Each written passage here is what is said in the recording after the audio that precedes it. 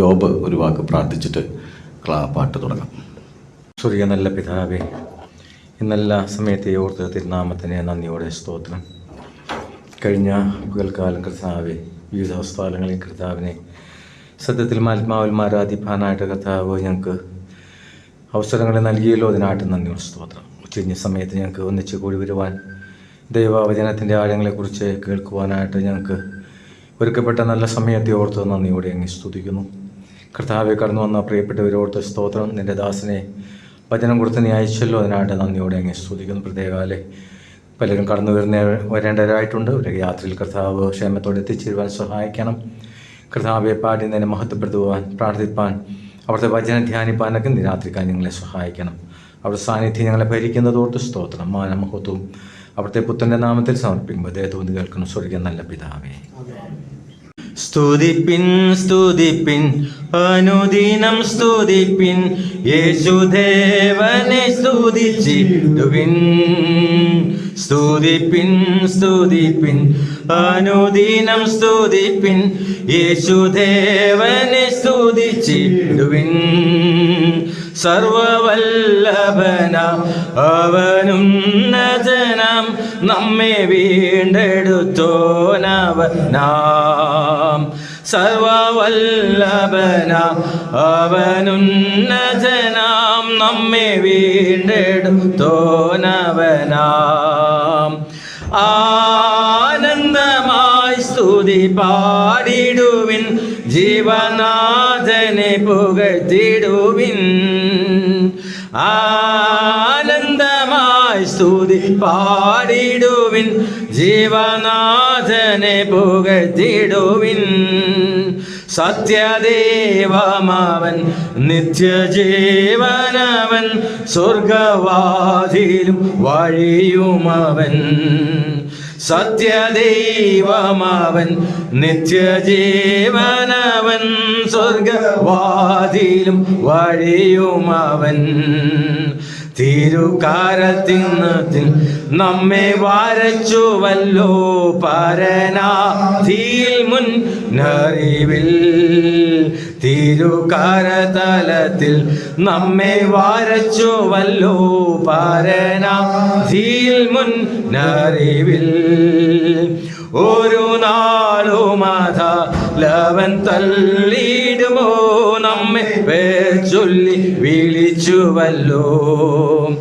ഒരു നാളുമതലവൻ തള്ളിയിടുമോ നമ്മെ പേർ ചൊല്ലി വിളിച്ചുവല്ലോ. ആനന്ദമായി സ്തുതി പാടിടുവിൻ, ജീവനാഥനെ പുകഴ്ത്തിടുവിൻ. ആനന്ദമായി സ്തുതി പാടിടുവിൻ, ജീവനാഥനെ പുകഴ്ത്തിടുവിൻ. സത്യദൈവമവൻ നിത്യജീവനവൻ, സ്വർഗവാതിലും വഴിയുമവൻ. സത്യദേവമവൻ നിത്യജീവനവൻ, സ്വർഗവാതിലും വഴിയുമവൻ. ഒരു ജനനി തൻ കുഞ്ഞിനെ മറന്നിടിലും അവൻ മറക്കുകയില്ലൊരിക്കലുമേ.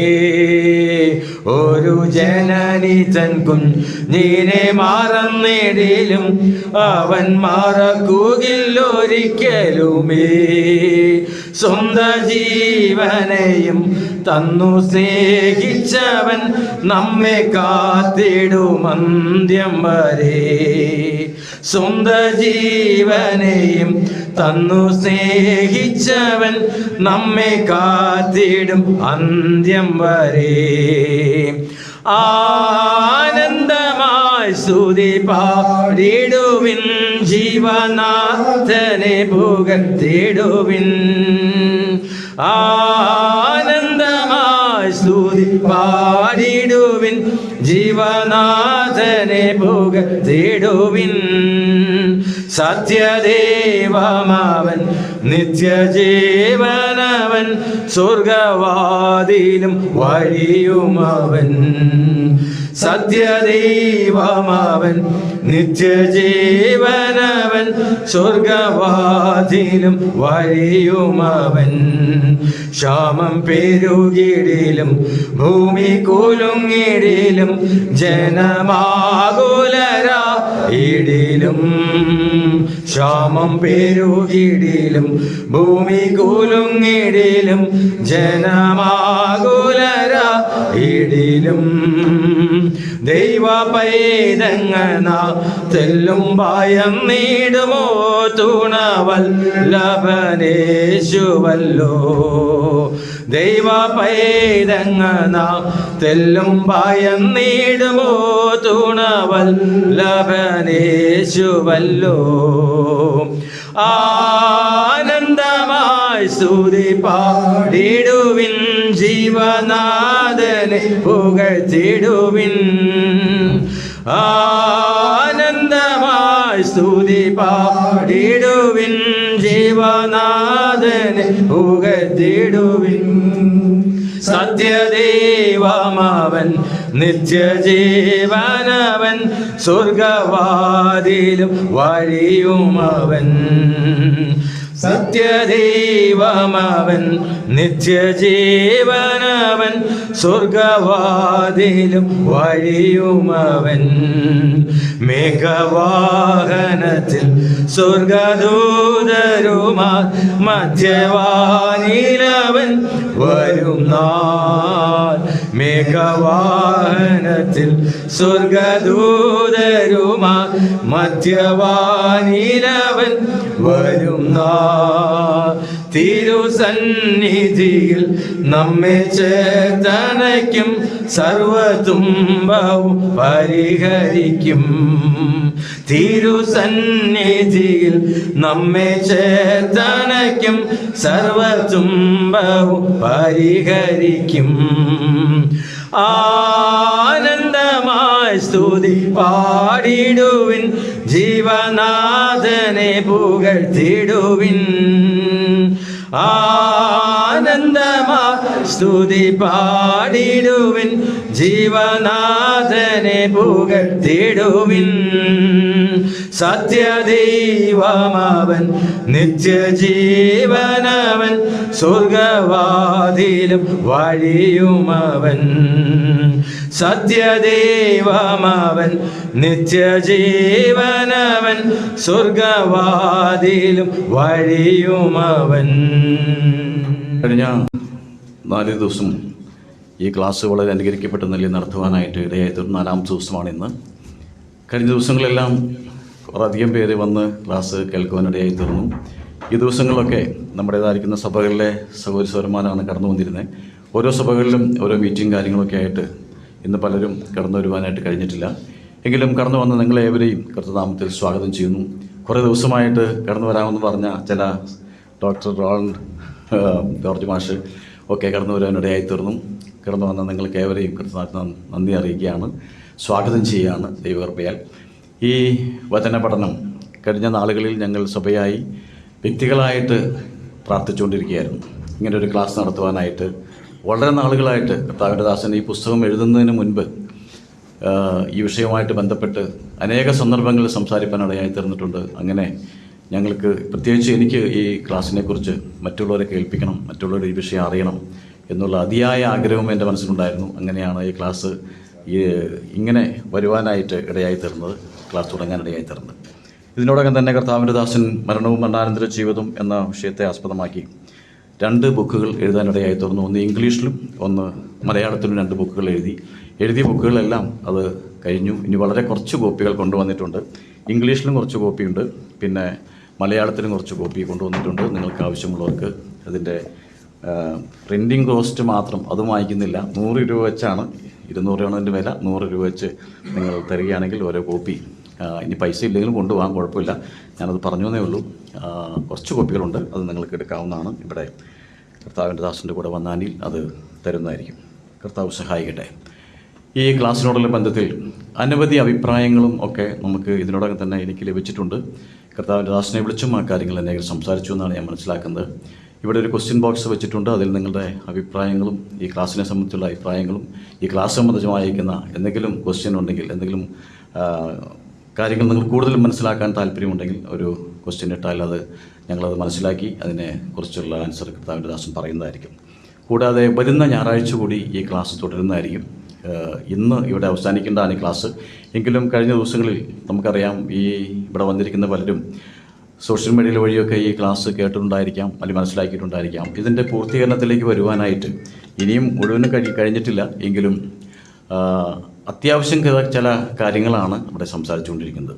ഇന്ന് നരകത്തെക്കുറിച്ചുള്ള ഒരു ക്ലാസ്സാണ് നടക്കുന്നത്. അതുകൊണ്ട് തന്നെ ആൾക്കാർ പേടിച്ചിട്ട് ഇന്ന് വന്നിട്ടില്ല. അല്ലെങ്കിൽ അതിന് എതിരാളി ഭയങ്കരമായിട്ടുണ്ട്, എതിർപ്പ് ഭയങ്കരമായിട്ടുണ്ട് ഇവിടെ വരാതിരിക്കാൻ വേണ്ടിയിട്ട് റെക്കോർഡ് ചെയ്യുന്നുണ്ട്. പലർക്കും അത് കേൾക്കാനായിട്ടുള്ള സാധ്യത വീണ്ടും ഉണ്ടായിരിക്കും.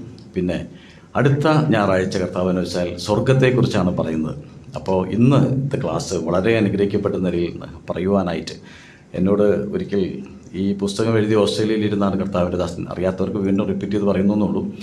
ആ സമയത്ത് വളരെ വളരെ ദൈവം എടുത്ത് ഉപയോഗിച്ച നിമിഷങ്ങളായിരുന്നു ഈ പുസ്തകത്തോടുള്ള ബന്ധത്തിൽ, ഈ വിഷയത്തോടുള്ള ബന്ധത്തിൽ.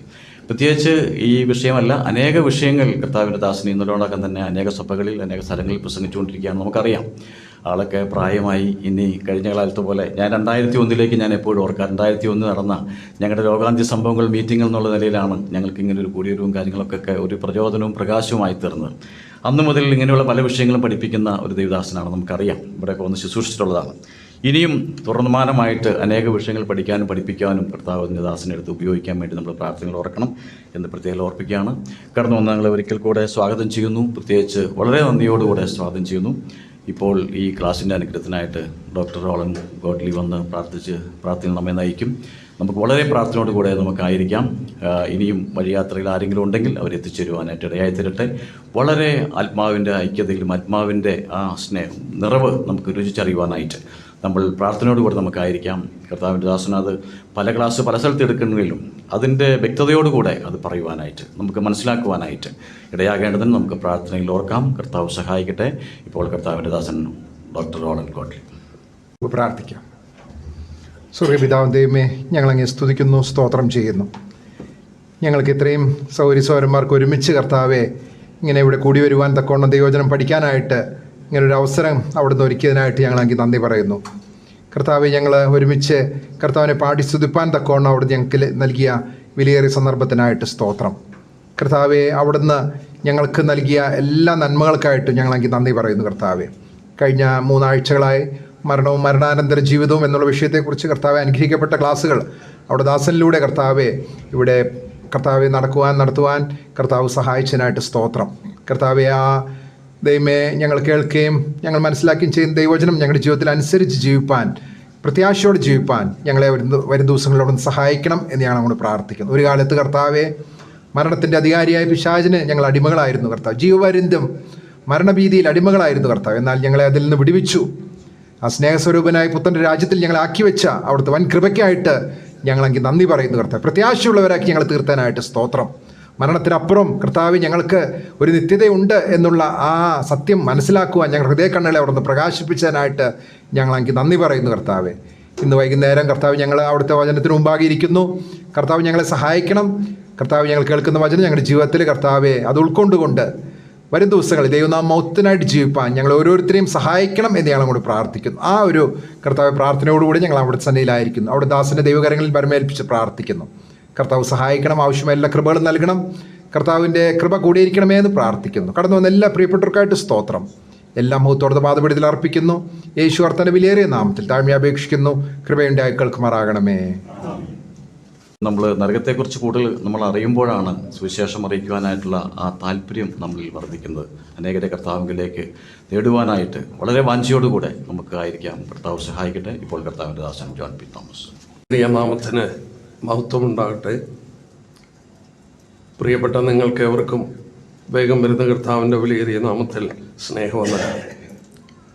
കഴിഞ്ഞ 3 ആഴ്ചകളായി മരണവും മരണാനന്തര ജീവിതത്തെക്കുറിച്ച് ദൈവം നൽകിയ കൃപയ്ക്കനുസരിച്ച് നമ്മൾ കർത്താവിൻ്റെ വചനത്തിൽ നിന്ന് ധ്യാനിച്ചുകൊണ്ടിരിക്കുകയായിരുന്നു. കർത്താവ് അനുവദിക്കുന്നെങ്കിൽ ഇന്നും അടുത്ത ഞായറാഴ്ച കൂടെ ക്ലാസ് എടുത്ത് അവസാനിപ്പിക്കാം എന്നാഗ്രഹിക്കുകയാണ്. എല്ലാ കാര്യങ്ങളും കവർ ചെയ്തുവെന്ന് എനിക്ക് പറയാനായിട്ടൊക്കില്ല. എങ്കിലും മനസ്സിലാത്തക്കവണ്ണം കഴിയുന്നതും എന്നാൽ കഴിയുന്നത് കവറപ്പ് ചെയ്ത് എടുക്കുവാനായിട്ട് ശ്രമിച്ചിട്ടുണ്ട്. വളരെ വിപുലമായൊരു വിഷയമാണ് മരണവും മരണശേഷം സംഭവിക്കുന്ന കാര്യങ്ങളും. നമ്മളതോടുള്ള ബന്ധത്തിൽ മനുഷ്യൻ്റെ 3 ഭാഗപ്രകൃതിയെക്കുറിച്ച്, മരിക്കുമ്പോൾ എന്ത് സംഭവിക്കും എന്നുള്ളതിനെക്കുറിച്ച് നമ്മൾ ആ ഭാഗങ്ങളൊക്കെ ശ്രദ്ധിക്കുകയുണ്ടായി. അതുകൊണ്ട് ഞാനതിനെയും ആവർത്തിക്കുന്നില്ല. മരിക്കുമ്പോൾ മനുഷ്യൻ്റെ ശരീരം ഇവിടെ ഉപേക്ഷിച്ച്, മറ്റു വിധത്തിൽ പറഞ്ഞാൽ മണ്ണിലേക്ക് ഈ മണ്ണുകൊണ്ടുണ്ടാക്കിയ ശരീരം ഏൽപ്പിച്ചു കൊടുത്ത് അവൻ്റെ ഉള്ളിലുള്ള ആത്മാവും ദേഹിയും നൽകിയ ദൈവത്തിൻ്റെ അടുക്കിലേക്ക് പോവുകയാണ്. നമ്മൾ വളരെ വ്യക്തമായി ദൈവത്തോടെ കണ്ടു. എന്നോട് ചോദ്യവും ആരോടെ ചോദിച്ചു, ഒന്നുകൂടെ ഒന്ന് പറയണമെന്ന്. ഒരു പാപി മരിക്കുമ്പോൾ അവൻ്റെ ആത്മാവ് ഇന്നും കടന്നു പോകുന്നത് പാതാളത്തിലോട്ടാണ്. പഴയ നിയമം എഴുതിയത് എബ്രായ ഭാഷയിലാണ്. എബ്രായ ഭാഷയിൽ അതിന് ഷിയോൽ എന്നും ഗ്രീക്ക് ഭാഷയിൽ അതിന് ഹേഡീസ് എന്നുമാണ് പറയുന്നത്. ഇത് രണ്ടും പാതാളമാണ്. പഴയ നിയമ കാലഘട്ടങ്ങളിൽ ഒരു വിശുദ്ധൻ മരിച്ചാലും ഒരു പാപി മരിച്ചാലും രണ്ടുപേരും പോയത് പാതാളത്തിലോട്ടാണ്. എന്നാൽ പാതാളത്തിൽ ഒരു സ്ഥലത്തല്ല പോയത്. 86 സങ്കീർത്തനത്തിൽ ദാവീദ് പറയുന്നുണ്ട്, നീ എൻ്റെ പ്രാണനെ അധമ പാതാളത്തിൽ നിന്ന് വിടുവിച്ചു. You have delivered my soul from the lowest Sheol. സദൃശവാക്യത്തിൽ വായിക്കുന്നു, ബുദ്ധിമാൻ്റെ ജീവിതയാത്ര മേലോട്ടാണ്, കീഴെയുള്ള പാതാളത്തെ അവൻ ഒഴിഞ്ഞു പോകുന്നു. പഴയ നിയമ കാലഘട്ടങ്ങളിൽ നീതിമാന്മാർ മരിക്കുമ്പോൾ മുകളിലുള്ള പാതാളത്തിലേക്ക് പോയെങ്കിൽ ദുഷ്ടന്മാർ താഴെയുള്ള പാതാളത്തിലാണ് പോയത്. ഇത് തമ്മിൽ വലിയ അന്തരമുണ്ട്. കർത്താവ് ജീവിച്ചിരുന്ന കാലഘട്ടങ്ങളിൽ ജോസീഫസ് എന്ന് പറയുന്ന ചരിത്രകാരൻ രേഖപ്പെടുത്തിയിട്ടുണ്ട്, മുകളിലുള്ള പാതാളത്തിന് യഹൂദന്മാർ അബ്രഹാമിൻ്റെ മടിയെന്ന് പറുദീസ എന്ന് വിളിച്ചപ്പോൾ താഴെയുള്ള പാതാളം യാതനാ സ്ഥലം അല്ലെങ്കിൽ വേദനയുടെ സ്ഥലമെന്ന് വിളിക്കപ്പെട്ടു. നമ്മുടെ കർത്താവ് ലൂക്കോസ് 16 പറഞ്ഞ സംഭവം അതോടുള്ള ബന്ധത്തിൽ വ്യക്തമായിട്ട് ഗ്രഹിക്കാനായിട്ട് കഴിയും. എന്നാൽ ഈ മണ്ണിലേക്ക് ചേർന്ന ശരീരം വീണ്ടും പുനരുത്ഥാനം പ്രാപിക്കും എന്നുള്ളതാണ് 2 ക്ലാസ്സുകളിൽ നമ്മൾ ശ്രദ്ധിച്ചത്. കാരണം പുനരുത്ഥാനം എന്നത് ലോകത്തിൽ വിവിധ മതങ്ങൾ വിവിധ വിധത്തിലാണ് പഠിപ്പിക്കുന്നത്. ഈ ശരീരം തന്നെ മടങ്ങി വരുമോ എന്നുള്ളത് വലിയ സംശയമാണ്. ഈവൻ കൊരിന്ത്യ സഭയിൽ പോലും ചിലർ സംശയിച്ചു. നോസ്റ്റിക് ചിന്താഗതി കൊണ്ട് ഈ മോശമായ ശരീരം വീണ്ടും മടങ്ങി വരില്ല എന്ന് കൊരിന്ത്യ സഭയിലും ചിലർ കരുതി. പൗലോസ് വ്യക്തമായി തെളിയിച്ചു കൊടുക്കുകയാണ്, നമ്മുടെ ഈ ശരീരം വീണ്ടും പുനരുത്ഥാനം പ്രാപിച്ചു വരും.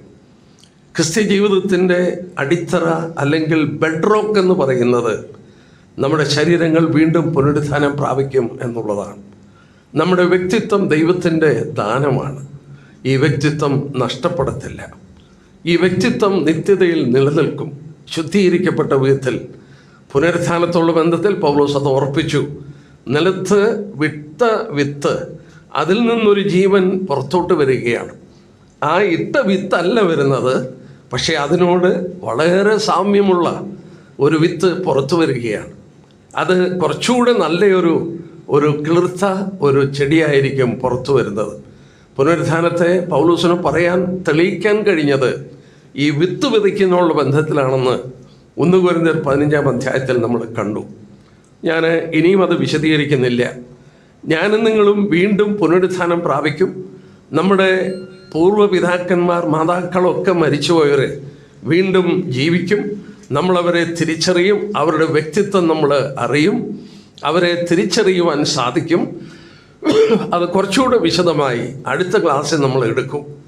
എൻ്റെ പേര് സ്വർഗത്തിൽ എഴുതിയിട്ടുണ്ട്. നമ്മുടെ കർത്താവ് പറഞ്ഞു, നമ്മുടെ പേര് സ്വർഗത്തിൽ എഴുതിയുകൊണ്ട് സന്തോഷിപ്പാൻ. എൻ്റെ പേര് സ്വർഗത്തിൽ എഴുതുക എന്ന് പറഞ്ഞാൽ എൻ്റെ പേര് എൻ്റെ വ്യക്തിത്വമാണ്. എൻ്റെ വ്യക്തിത്വം നഷ്ടപ്പെടുന്നില്ല. എൻ്റെ പേര് വിളിക്കുമ്പോൾ ഞാനാണ് അവിടെയുള്ളത്. അവൻ തൻ്റെ ആടുകളെ പേര് ചൊല്ലി വിളിക്കുകയാണ്. നമ്മൾ അത്രയൊക്കെ ശ്രദ്ധിച്ചതുകൊണ്ട് ഞാൻ ആ ഭാഗം അവസാനിപ്പിക്കുകയാണ്. എന്നാൽ പുനരുത്ഥാനം പ്രാപിക്കുമ്പോഴാണ് മനുഷ്യൻ്റെ വീണ്ടും ആ ത്രിഭാഗ പ്രകൃതിയിലേക്ക് മടങ്ങി വരും. അവൻ്റെ ശരീരത്തിൻ്റെ ഉള്ളിൽ അവൻ്റെ ദേഹിയും ആത്മാവും. ഈ പുനരുത്ഥാനം പ്രാപിച്ച വ്യക്തിത്വത്തിൽ മനുഷ്യന് ഒരു ന്യായവിധിയുണ്ട്. ഒരു വിശ്വാസിയാണെങ്കിലും ന്യായവിധിയുണ്ട്, അവിശ്വാസിയാണെങ്കിലും ന്യായവിധിയുണ്ട്. എന്നാൽ ഇവരെ ഒന്നിച്ചല്ല ന്യായം വിധിക്കുന്നത്. നമുക്ക് കുറേയൊക്കെ അറിയാവുന്നത് കൊണ്ട് ഞാൻ ഒരുപാട് വിശദീകരിക്കാതെ അത്യാവശ്യമായിട്ടുള്ളത് മാത്രം ഒന്ന് ഓർപ്പിച്ചു പോകാം. ചില അത്യാവശ്യമുള്ള വാക്യങ്ങൾ മാത്രം എടുക്കാം. നമുക്കെല്ലാവർക്കും കാണാതറിയാം. എബ്രായലേഖനം 9-ാം അധ്യായത്തിൻ്റെ 27-ാമത്തെ വാക്യം, ഒരിക്കൽ മരണവും പിന്നെ ന്യായവിധിയും മനുഷ്യർക്കായി നിയമിച്ചിരിക്കുകയാണ്. ഇംഗ്ലീഷിൽ വായിച്ചാൽ it is appointed unto man once to die and then judgement. It is an appointment of God. God has appointed death and no one can postpone it. ഒരു മനുഷ്യനും മാറ്റിവെക്കുവാനോ അതിൽ നിന്ന് രക്ഷപ്പെടാനോ കഴിയാത്തതിൻ്റെ കാരണം അത് ദൈവത്തിൻ്റെ അപ്പോയിൻമെൻറ്റാണ്. ദൈവം നിശ്ചയിച്ച സമയത്ത് നാം മരിച്ചേ ഒക്കുള്ളൂ. അവൻ മർത്യനെ പൊടിയിലേക്ക് മടങ്ങി ചേരുമാറാക്കും. ദൈവമാണ് മനുഷ്യനെ പൊടിയിലേക്ക് മടങ്ങി ചേരുമാറാക്കുന്നത്. ഒരിക്കൽ മരണം നിശ്ചയമായിരിക്കുന്നത് പോലെ തന്നെ മരണശേഷം ന്യായവിധി നിശ്ചയമാണ്. ദൈവജനത്തിൽ വളരെ വ്യക്തമായി ഞാൻ ഒരു വാക്യം കൂടെ അല്ലെങ്കിൽ 1-2 വാക്യം കൂടെ ഒന്ന് വായിച്ചോട്ടെ. റോമലേഖനം 14-ാമത്തെ അധ്യായം എടുക്കുമ്പോൾ, റോമലേഖനം 14-ാമത്തെ അധ്യായം അതിൻ്റെ 12-ാമത്തെ വാക്യം എടുക്കുമ്പോൾ ഇങ്ങനെ വായിക്കുന്നു, 14:12, ആകയാൽ നമ്മിൽ ഓരോരുത്തൻ ദൈവത്തോട് കണക്ക് ബോധിപ്പിക്കേണ്ടി വരും. ഓരോരുത്തൻ ദൈവത്തോട് കണക്ക് ബോധിപ്പിക്കേണ്ടി വരും. അവൻ ഒരു രക്ഷിക്കപ്പെട്ട വ്യക്തിയാണെങ്കിലും രക്ഷിക്കപ്പെടാത്ത വ്യക്തിയാണെങ്കിലും അവൻ കണക്കുകൾ കൊടുത്തേ ഒക്കുള്ളൂ. എബ്രായലേഖനം 4-ാം അധ്യായത്തിൻ്റെ 13-ാം വാക്യം, അവനോടാകുന്നു നമുക്ക് കാര്യമുള്ളത്. To whom we must give account. അങ്ങനെയാണ് ഇംഗ്ലീഷിൽ വായിക്കുന്നത്. അവനോടാണ് നമുക്ക് കാര്യമുള്ളതെന്ന് മലയാളത്തിൽ വായിക്കുമ്പോൾ എബ്രായലേഖനം 4:13 to whom we must give account, നാം അവനോട് കണക്ക് കൊടുക്കണം. അതാണ് എബ്രായലേഖനം 4-ാം അധ്യായത്തിൻ്റെ 13-ാമത്തെ വാക്യം. ഒരു കാര്യം പ്രത്യേകം ഓർക്കുക, ഈ ലോകത്തിൽ നടക്കുന്ന സകല കാര്യങ്ങളും ദൈവം ശ്രദ്ധിച്ചുകൊണ്ടിരിക്കുകയാണ്. നമ്മൾ സദൃശവാക്യം 5:21 വായിക്കുന്നുണ്ട്, ഒരു മനുഷ്യൻ്റെ വഴികൾ യഹോവയുടെ മുമ്പാകെ ഇരിക്കുന്നു, അവനെ നടപ്പൊക്കെയും തൂക്കി നോക്കുന്നു, ദൈവത്തിന് മറവായിരിക്കുന്ന ഒന്നുമില്ല. നമ്മൾ പ്രകൃതിയെ ശ്രദ്ധിച്ചാൽ ഒരു കുഞ്ഞ് വളർന്നു വരുമ്പോൾ ആ കുഞ്ഞ് അതിൻ്റെ മാതാപിതാക്കളോട് അക്കൗണ്ടബിളാണ്. ഒരു സ്കൂളിൽ വിദ്യാർത്ഥികൾ ടീച്ചേഴ്സിനോട് അക്കൗണ്ടബിളാണ്. ടീച്ചേഴ്സ് ഹെഡ് മാസ്റ്ററിനോട് അക്കൗണ്ടബിളാണ്, അല്ലെങ്കിൽ ഒരു പ്രിൻസിപ്പലിനോട് അക്കൗണ്ടബിളാണ്. ഒരു രാഷ്ട്രത്തിലുള്ളവർ ഭരണകൂടങ്ങളോട് അക്കൗണ്ടബിളാണ്. മനുഷ്യൻ ദൈവത്തോട് അക്കൗണ്ടബിളാണ്. എന്തിനാണ് ഇങ്ങനെ ഒരു ന്യായവിധി? ദൈവം എന്തിനാണ് മനുഷ്യന് ഇങ്ങനെ ഒരു ന്യായവിധി വച്ചിരിക്കുന്നത്? ദീർഘമായൊരു പഠനത്തിന് വിധേയപ്പെടുന്ന ഒരു വിഷയമാണത്. Why there should be a judgment. നമ്മൾ ഓർക്കണം, ഈ ലോകത്തിൽ ഇന്ന് നടക്കുന്ന പലതും അനീതിയുള്ളതാണ്. ദൈവത്തിൻ്റെ ന്യായപ്രമാണത്തെ അത് തിരസ്കരിച്ചിരിക്കുകയാണ്. ദൈവത്തിൻ്റെ ന്യായപ്രമാണത്തിന് വില കൊടുക്കാതിരിക്കുകയാണ്. അനേക തെറ്റ് ചെയ്തിട്ടുള്ളവരെ നീതിമാന്മാരെന്ന് ലോകം ഗണിക്കുകയാണ്. അനേക നീതിമാന്മാരെ തെറ്റായിട്ട് തെറ്റിദ്ധരിച്ചിട്ടുണ്ട്. ഒരുപാട് തെറ്റുകൾ ഈ ഭൂമിയിലുണ്ട്. ഈ തെറ്റുകളെല്ലാം തിരുത്തി വെക്കുള്ളൂ. ദൈവം ഇതെല്ലാം കണ്ടുകൊണ്ടിരിക്കുകയാണ്. നമ്മൾ സങ്കീർത്തനങ്ങൾ 50 ഒരു വാക്യമുണ്ട്. അതിൻ്റെ 11-ാം വാക്യത്തിൽ ഇങ്ങനെ വായിക്കുന്നുണ്ട്, നീ ഇത് ചെയ്തു, ഞാൻ മിണ്ടാതിരുന്നു, നീ ഓർത്തു ഞാൻ നിന്നെപ്പോലെ ഉള്ളവനാണെന്ന്, എന്നാൽ ഞാനിത് നിന്നെ ശാസിച്ച് നിന്റെ മുന്നിൽ ഇത് നിരത്തി വെക്കും. ദൈവം കണക്കുകൾ പറയുന്ന ഒരു ദിവസമുണ്ട്. സങ്കീർത്തനം 50-ന്റെ 21-ാം വാക്യത്തിൽ വായിക്കുന്നുണ്ട്. എല്ലാ വാക്യങ്ങളും ഞാൻ എടുക്കുന്നില്ല. സദൃശവാക്യം 9-ന്റെ 7-8 വാക്യത്തിൽ വായിക്കുമ്പോൾ അവൻ ന്യായവിധിക്കായി തൻ്റെ സിംഹാസനം ഒരുക്കിയിരിക്കുകയാണ്. ദൈവം ന്യായവിധിക്കായി ന്യായാധിപനെ നിശ്ചയിച്ചിട്ടുണ്ട്. താൻ നിയമിച്ച പുരുഷൻ മുഖാന്തരം ലോകത്തെ നീതിയിൽ ന്യായം വിധിക്കും. പിതാവ് ആരെയും ന്യായം വിധിക്കാതെ ന്യായവിധിയെല്ലാം പുത്രന് കൊടുത്തിരിക്കുകയാണ്. ദൈവം ലോകത്തെ ന്യായം വിധിക്കാൻ ഒരു ദിവസം നിശ്ചയിച്ചിട്ടുണ്ട്. ദൈവം ന്യായവിധിക്കായി തൻ്റെ സിംഹാസനം ഒരുക്കിയിട്ടുണ്ട്. ന്യായവിധിയോടുള്ള ബന്ധത്തിൽ ദൈവം കാര്യങ്ങൾ ഒരുക്കിയിരിക്കുന്നു. മനുഷ്യന് ദൈവം അത് വെളിപ്പെടുത്തി കൊടുത്തിട്ടുണ്ട്. ഒരു വ്യക്തി രക്ഷിക്കപ്പെട്ട വ്യക്തിയാണെങ്കിൽ, ഞാൻ നേരത്തെ ഓർപ്പിച്ചു, അദ്ദേഹത്തിന് ഇനി ശിക്ഷാവധിയില്ല. ശിക്ഷിക്കപ്പെടുന്ന ഒരു ശിക്ഷയില്ല.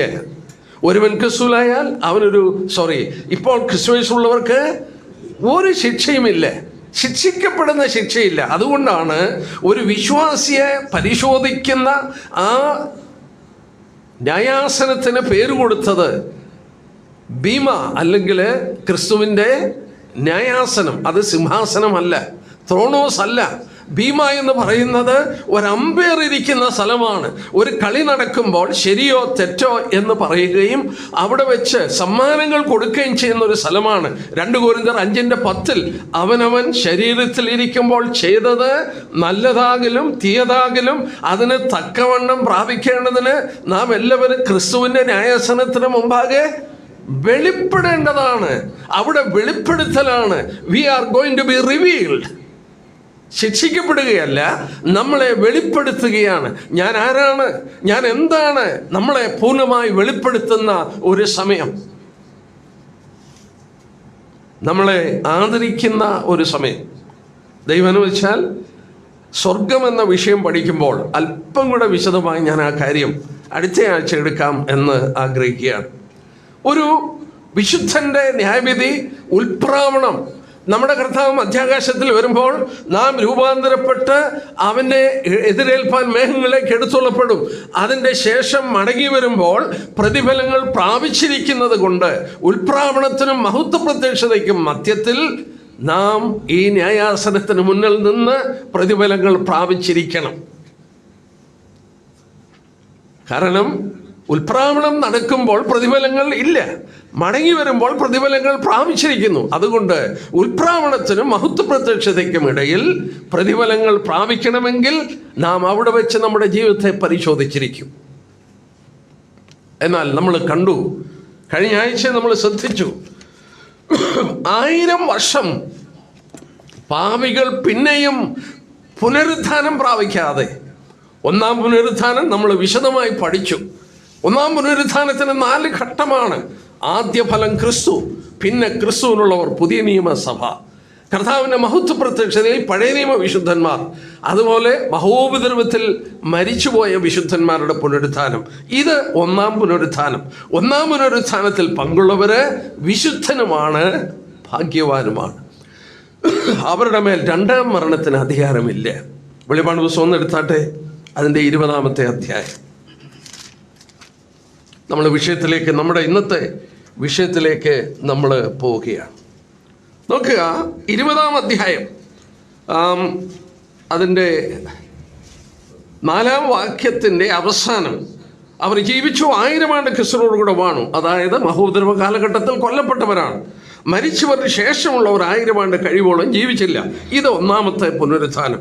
ഒന്നാമത്തെ പുനരുത്ഥാനത്തിൽ പങ്കുള്ളവർ ഭാഗ്യവാനും വിശുദ്ധനുമാകുന്നു. അവരുടെ മേൽ രണ്ടാം മരണത്തിന് അധികാരമില്ല. ഒന്നാം പുനരുത്ഥാനം 1000 ആണ്ട് വാഴ്ച തുടങ്ങുന്നതിന് മുമ്പ് നടന്നിരിക്കും.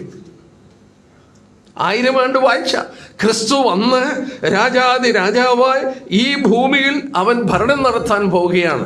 അവൻ ഭരണം നടത്തുന്നതിന് മുമ്പ് ഒന്നാം പുനരുത്ഥാനം നടന്നു കഴിയും. നമ്മൾ ഓർച്ചതുപോലെ 4 ഘട്ടങ്ങളുണ്ട്. ഈ ഒന്നാം പുനരുത്ഥാനത്തിൽ പങ്കുള്ളവര് ഭാഗ്യവാനുമാണ്, വിശുദ്ധനുമാണ്. അവൻ്റെ മേൽ രണ്ടാം മരണത്തിന് അധികാരമില്ല. ആരാണ് ഈ ഇവിടെ അവരെക്കുറിച്ച് വായിച്ചപ്പോൾ പ്രത്യേകം എടുത്ത് പറഞ്ഞു, അവർ ഭാഗ്യവാന്മാരാണ്, ഈ ഒന്നാം പുനരുത്ഥാനത്തിൽ പങ്കുള്ളവർ. എന്നാൽ അവിടെ വായിക്കുന്നു, മരിച്ചവർ ശേഷമുള്ളവർ 1000 ആണ്ട് കഴിവോളം ജീവിച്ചില്ല. 1000 വർഷം ആ മനുഷ്യൻ്റെ ഉൽപ്പത്തി തുടങ്ങി മരിച്ചു പോയിട്ടുള്ള ദുഷ്ടന്മാരുണ്ടല്ലോ, നീതിമാന്മാരല്ലാത്തവരുണ്ടല്ലോ, അവർ പുനരുദ്ധാനം പ്രാപിച്ചിട്ടില്ല. അവരുടെ പ്രാണൻ അന്നേരവും ഈ പാതാളത്തിൽ യാതന അനുഭവിക്കുകയാണ്. ശരീരമില്ലെന്നേ ഉള്ളൂ. ശരീരം കൂടെ ലഭിച്ചു കഴിഞ്ഞെങ്കിലേ നരകത്തിൽ പോവുകയുള്ളൂ. നമ്മളത് പഠിക്കാനായിട്ട് പോവുകയാണ്. എന്നാൽ ശരീരമില്ലാതെ യാതന അനുഭവിക്കുന്നത് നമ്മൾ ഓർത്തതുപോലെ ഷിയോൾ അല്ലെങ്കിൽ ഹേഡീസിലാണ്. ശരീരമില്ല. ഒരു പാപി ഇന്ന് മരിക്കുകയാണെങ്കിൽ ആ നിമിഷത്തിൽ അവൻ പാതാളത്തിലോട്ട് പോവുകയാണ്. ആ നിമിഷത്തിൽ ധനവാൻ മരിച്ചു, പാതാളത്തിൽ യാതന അനുഭവിക്കുന്നു. ഇതിന് മധ്യത്തിൽ സമയമൊന്നുമില്ല. ഒരു വിശുദ്ധൻ മരിക്കുന്നു, വിട്ടുപിരിഞ്ഞ ക്രിസ്തുവിനോട് കൂടെ ആ നിമിഷത്തിൽ കർത്താവിൻ്റെ അടുക്കൽ പോകും. ഒരു പാപി അന്ന് ഈ പാതാളത്തിൽ യാതന അനുഭവിക്കാൻ തുടങ്ങിയവൻ 1000 വർഷം കഴിയുമ്പോഴും ഈ യാതനാ സ്ഥലത്ത് കിടക്കുകയാണ്. 1000 വർഷം ഭരണം കഴിഞ്ഞിട്ടാണ് അവരുടെ പുനരുദ്ധാനം. അവർക്കും പുനരുദ്ധാനമുണ്ട്. കാരണം പുനരുദ്ധാന ശരീരത്തിലാണ് വ്യക്തിത്വം പൂർണ്ണമായി തിരിച്ചു കിട്ടുന്നത്. അതിൻ്റെ ശേഷം അവരെ ന്യായം വിധിക്കുന്നത് ദൈവം ഡീറ്റെയിൽ ആയിട്ട് നമുക്ക് നൽകിയിട്ടുണ്ട്. ഒരു വിശദമായ അല്ലെങ്കിൽ ഒരു ക്ലാസ് മുഴുവൻ എടുത്താലും തീരത്തില്ല. ആ വെളിപ്പാട് ദിവസം 20-ാം അധ്യായത്തിൻ്റെ 11 തൊട്ട് 15 വരെയുള്ള ഭാഗത്തിലാണ് അത് പറഞ്ഞിരിക്കുന്നത്. എന്നാൽ അവിടെ ഞാൻ 1-2 കാര്യങ്ങൾ മാത്രം എടുത്ത് അവിടെ വിടാൻ പോവുകയാണ്. അത്ര അത്യാവശ്യമുള്ള 1-2 കാര്യം നോക്കിയേ. അവിടെ 1000 ആണ്ട് കഴിയുവോളം നമ്മൾ വായിച്ചു 20-ാം അധ്യായം അതിൻ്റെ 4-ാം വാക്യത്തിൻ്റെ അവസാനം 1000 ആണ്ട് മരിച്ചവന് ശേഷമുള്ളവർ 1000 ആണ്ട് കഴിയുവോളം ജീവിച്ചില്ല. അതായത് വിശുദ്ധന്മാർ 1000 ആണ്ട് വാഴ്ചയ്ക്ക് മുമ്പ് പുനരുദ്ധാനം പ്രാപിക്കും. പാപികൾ 1000 ആണ്ട് കഴിയുവോളം ജീവിച്ചില്ല. അതിൻ്റെ ശേഷം 7-ാം വാക്യം നോക്കി 1000 ആണ്ട് കഴിയുമ്പോഴോ 11-ാം വാക്യം തുടങ്ങി 1000 ആണ്ട് വാഴ്ച കഴിഞ്ഞിട്ട് പാപികളെ എങ്ങനെ ന്യായം വിധിക്കുമെന്ന് 11 തൊട്ട് 15 വരെയുള്ള വാക്യങ്ങളിൽ വെളിപ്പെടുത്തിയിരിക്കുകയാണ്. അന്ത്യന്യായ വിധി, വെള്ള സിംഹാസനത്തിന് മുന്നിലുള്ള ന്യായവിധി, ഭയാനകമായ ന്യായവിധി, ഭയപ്പെടുത്തുന്ന ന്യായവിധി. ഇതിൻ്റെ അപ്പുറത്ത് ഇനി ഒരു ന്യായാസനമില്ല. ആ ന്യായാസനത്തിന് പേര് കൊടുത്തു വലിയ വെള്ള സിംഹാസനം. ദൈവത്തിൻ്റെ വിശുദ്ധിയും ദൈവത്തിൻ്റെ നീതിയും പ്രതിഫലിപ്പിക്കുന്ന വലിയൊരു വെള്ള സിംഹാസനം. അതിലൊരുത്തൻ ഇരിപ്പുണ്ട്. ആരാണെന്ന് അവിടെ പറഞ്ഞിട്ടില്ല. യോഹന്നാൻ 5-ൽ നിന്ന് നമുക്കറിയാം, പിതാവ് ആരെയും ന്യായം വിധിക്കാതെ ന്യായവിധിയെല്ലാം പുത്രന് കൊടുത്തിരിക്കുകയാണ്. അപ്പോൾ അവിടെ ന്യായവിധിക്ക് ഇരിക്കുന്നതും നമ്മുടെ കർത്താവാണ്. താൻ നിയമിച്ച പുരുഷൻ മുഖാന്തരം ലോകത്തെ നീതിയിൽ ന്യായം വിധിക്കും. നമ്മുടെ കർത്താവാണ് ആ വെള്ള സിംഹാസനം ഇരിക്കുന്നത്. നമുക്കിനി നോക്കാം. ഇവിടെ വളരെ അത്യാവശ്യമുള്ളൊരു കാര്യം ഞാൻ അവിടെ എടുത്ത് ചൂണ്ടിക്കാണിക്കട്ടെ. ഇവിടെ 11 തൊട്ട് 15 വരെ അവിടെ വായിക്കുന്നു. 14-ാം വാക്യം, മരണത്തെയും പാതാളത്തെയും തീപ്പൊയ്കൾ തള്ളിയിട്ടു. ഈ തീപ്പൊയ്ക 2-ാം മരണം. ജീവപുസ്തകത്തിൽ പേരെഴുതി കാണാത്ത ഏവനെയും തീപ്പൊയ്കൾ തള്ളിയിടും. ഇവിടെ തീപ്പൊയ്ക എന്നുള്ള വേർഡ് ഗ്രീക്ക് വാക്ക് ഗീഹന്ന എന്നാണ്. ഹെഡീസ് എന്നല്ല, ഷിയോൾ എന്നല്ല. പാതാളത്തിലുള്ള വേറെ ഒരു സ്ഥലമാണിത്. ഒരു കാര്യം നമ്മൾ മനസ്സിലാക്കുക, അധോ ലോകത്തിന് പല സ്ഥലങ്ങളുണ്ട്. 3 ലോകമാണുള്ളത്. നമ്മൾ 2 വേദഭാഗത്തിൽ വായിക്കുന്നു. ഫിലിപ്പിലെ 2-ാം അധ്യായത്തിൽ സ്വർലോകത്തിലും ഭൂലോകത്തിലും അധോലോകത്തിലുള്ളവരുടെ മുഴങ്കാലൊക്കെ അവൻ്റെ മുന്നിലെ മടങ്ങും. 3 ലോകം. വെളിപ്പാട് ദിവസം 5-ാം അധ്യായത്തിൽ നമ്മൾ വായിക്കുന്നു, പുസ്തകം തുറപ്പാൻ സ്വർഗത്തിലും ഭൂമിയിലും ഭൂമിക്ക് കീഴിലും ആരെയും കണ്ടില്ലേ. അവിടെയും എനിക്കൊന്ന് 5-ന്റെ 2 തോന്നും. സ്വർഗത്തിലും ഭൂമിയിലും ഭൂമിക്ക് കീഴിലും ആരെയും കണ്ടില്ലേ. അപ്പോൾ 3 ലോകമുണ്ടെന്നുള്ളത് തിരുവചനം വെളിപ്പെടുത്തിയിട്ടുണ്ട്. സ്വർലോകം. നമ്മുടെ കർത്താവ് ഇവിടെ നിന്നാ വന്നേ? I came down from heaven. ഞാൻ സ്വർഗത്തിൽ നിന്ന് ഇറങ്ങി വന്നു. അവനവരെ അനുഗ്രഹിക്കാൻ സ്വർഗത്തിലേക്ക് കരേറിപ്പോയി. സ്വർഗത്തിൽ നിന്ന് ഇറങ്ങി വന്ന കർത്താവ് സ്വർഗത്തിലേക്ക് കരേറിപ്പോയി. മഹിമയിൽ, സ്വർഗത്തിൽ മഹിമയുടെ വലത്തുഭാഗത്ത് അവൻ ആരോഹിതനായി. പിതാവിൻ്റെ വലത്തുഭാഗത്ത്. സ്വർഗം മുകളിലാണ്, എന്നാൽ കീഴെയുള്ള പാതാളം, താഴെ കിടക്കുന്നു പാതാളം, അധോലോകം. ഈ അധോലോകത്തിന് പല തട്ടുകളുണ്ട്. പല ഭാഗങ്ങളുണ്ട്. 4 സ്ഥലങ്ങളെങ്കിലും ഉണ്ടെന്ന് വിശുദ്ധ ബൈബിൾ വെളിപ്പെടുത്തിയിട്ടുണ്ട്. സമയമുണ്ടെങ്കിൽ നമുക്കവിടെ നോക്കാം. എന്നാൽ ഇതൊന്ന് ഞാൻ പറഞ്ഞ് അവസാനിപ്പിക്കട്ടെ. എന്തിനാണ് ഇവിടെ ഈ ന്യായവിധി? നമ്മൾ കണ്ടു, ഇവിടെ ഭാഗ്യവാനുമല്ല വിശുദ്ധനുമല്ലാത്തവനാണ് ഇനി പുനരുദ്ധാനം പ്രാപിക്കുന്നത്. പാപികളാണ് പുനരുദ്ധാനം പ്രാപിക്കുന്നത്. പിന്നെ എന്തിനാണ് അവർക്ക് ഈ ന്യായവിധി? അവർ നരകത്തിലാണല്ലോ കിടക്കാൻ പോകുന്നത്. അവരെ അവിടെ നിന്ന് വിടുവിക്കുന്നില്ലല്ലോ. പിന്നെ എന്തിനാ ദൈവം ഈ ന്യായവിധി നടത്തുന്നത്? ഈ നരകത്തിൽ കിടക്കുന്ന, പാതാളത്തിൽ കിടക്കുന്നവരെ പുനരുദ്ധാനം പ്രാപിപ്പിച്ച് കൊണ്ടുവന്നിട്ട് വീണ്ടും ന്യായവിധി നടത്തി അവരെ എന്തിനാ ഗിഹന്ന എന്ന് പറയുന്ന തീ പൊയ്കയിലേക്ക് തള്ളിക്കളയുന്നത്? ഇവിടെ നമുക്കൊരു കാര്യം മനസ്സിലാക്കാൻ സാധിക്കുന്നുണ്ട്. വിശുദ്ധന്മാർക്ക് സ്വർഗത്തിൽ പ്രതിഫലത്തിൽ വ്യത്യാസമുള്ളതുപോലെ പാപികൾക്ക് നരകത്തിലെ ശിക്ഷയിൽ വ്യത്യാസമുണ്ട്. അതൊരു ഭയങ്കര കാര്യമാണ്.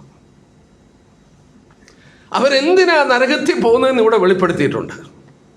അവരിങ്ങനെ ദുഷ്ടത പ്രവർത്തിച്ചുകൊണ്ട് അല്ല നരകത്തിൽ പോകുന്നത്. ദുഷ്ടന്മാരായതുകൊണ്ടല്ല നരകത്തിൽ പോകുന്നത്. നരകത്തിൽ പോകുന്നത് എന്തുകൊണ്ടാണ്? ഇവിടെ രേഖപ്പെടുത്തിയിട്ടുണ്ട്. 15-ാം വാക്യം, ജീവപുസ്തകത്തിൽ പേരെഴുതി കാണാത്തവനെ തീപ്പൊയ്കയിൽ തള്ളിയിടും. ഈ പുസ്തകത്തിന് വേറെ ഒരു പേരുണ്ട്. 21-ാം അധ്യായത്തിൻ്റെ 21-ാം അധ്യായത്തിൻ്റെ അതിൻ്റെ 27-ാം വാക്യം നോക്കിയേ. കുഞ്ഞാടിൻ്റെ ജീവപുസ്തകത്തിൽ എഴുതിയിരിക്കുന്നവരല്ലാതെ. അപ്പോൾ ആ പുസ്തകത്തിന് വേറെ ഒരു പേരുണ്ട്, കുഞ്ഞാടിൻ്റെ ജീവപുസ്തകം. യേശുക്രിസ്തുവാണ് ആ കുഞ്ഞാട്. അവനോട് ബന്ധമുള്ളവരുടെ പേരുകൾ മാത്രമേ ഉള്ളൂ ഈ പുസ്തകത്തിൽ.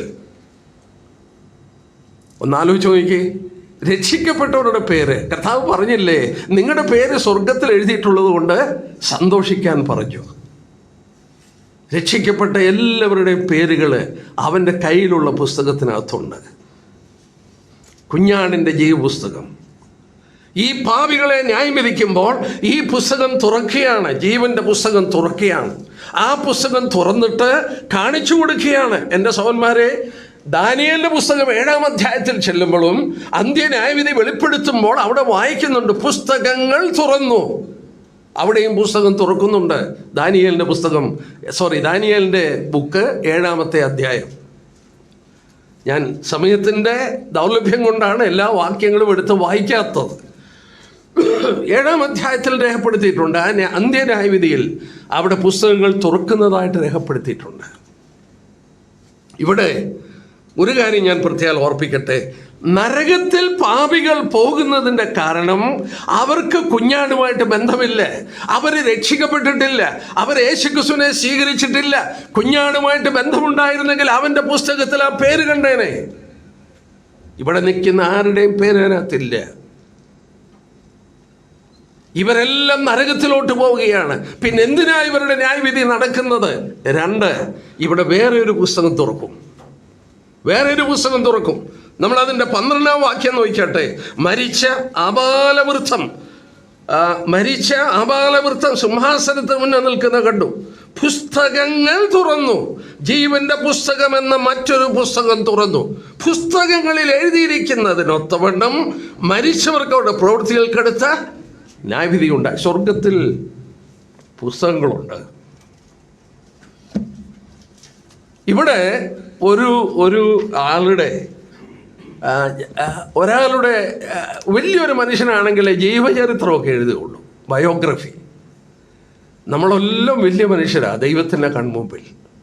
ഒരാളുടെ ജീവൻ സർവ്വലോകത്തെക്കാട്ടും വിലയുള്ളത് കൊണ്ട് ഓരോ മനുഷ്യൻ്റെയും, തെരുവിലൂടെ നടക്കുന്ന ഒരു ഭിക്ഷക്കാരൻ്റെയും പുറകിൽ ഒരു ഗ്രന്ഥം സ്വർഗത്തിൽ എഴുതുന്നുണ്ട്. കാരണം അവർ വിലപ്പെട്ടവരാണ്.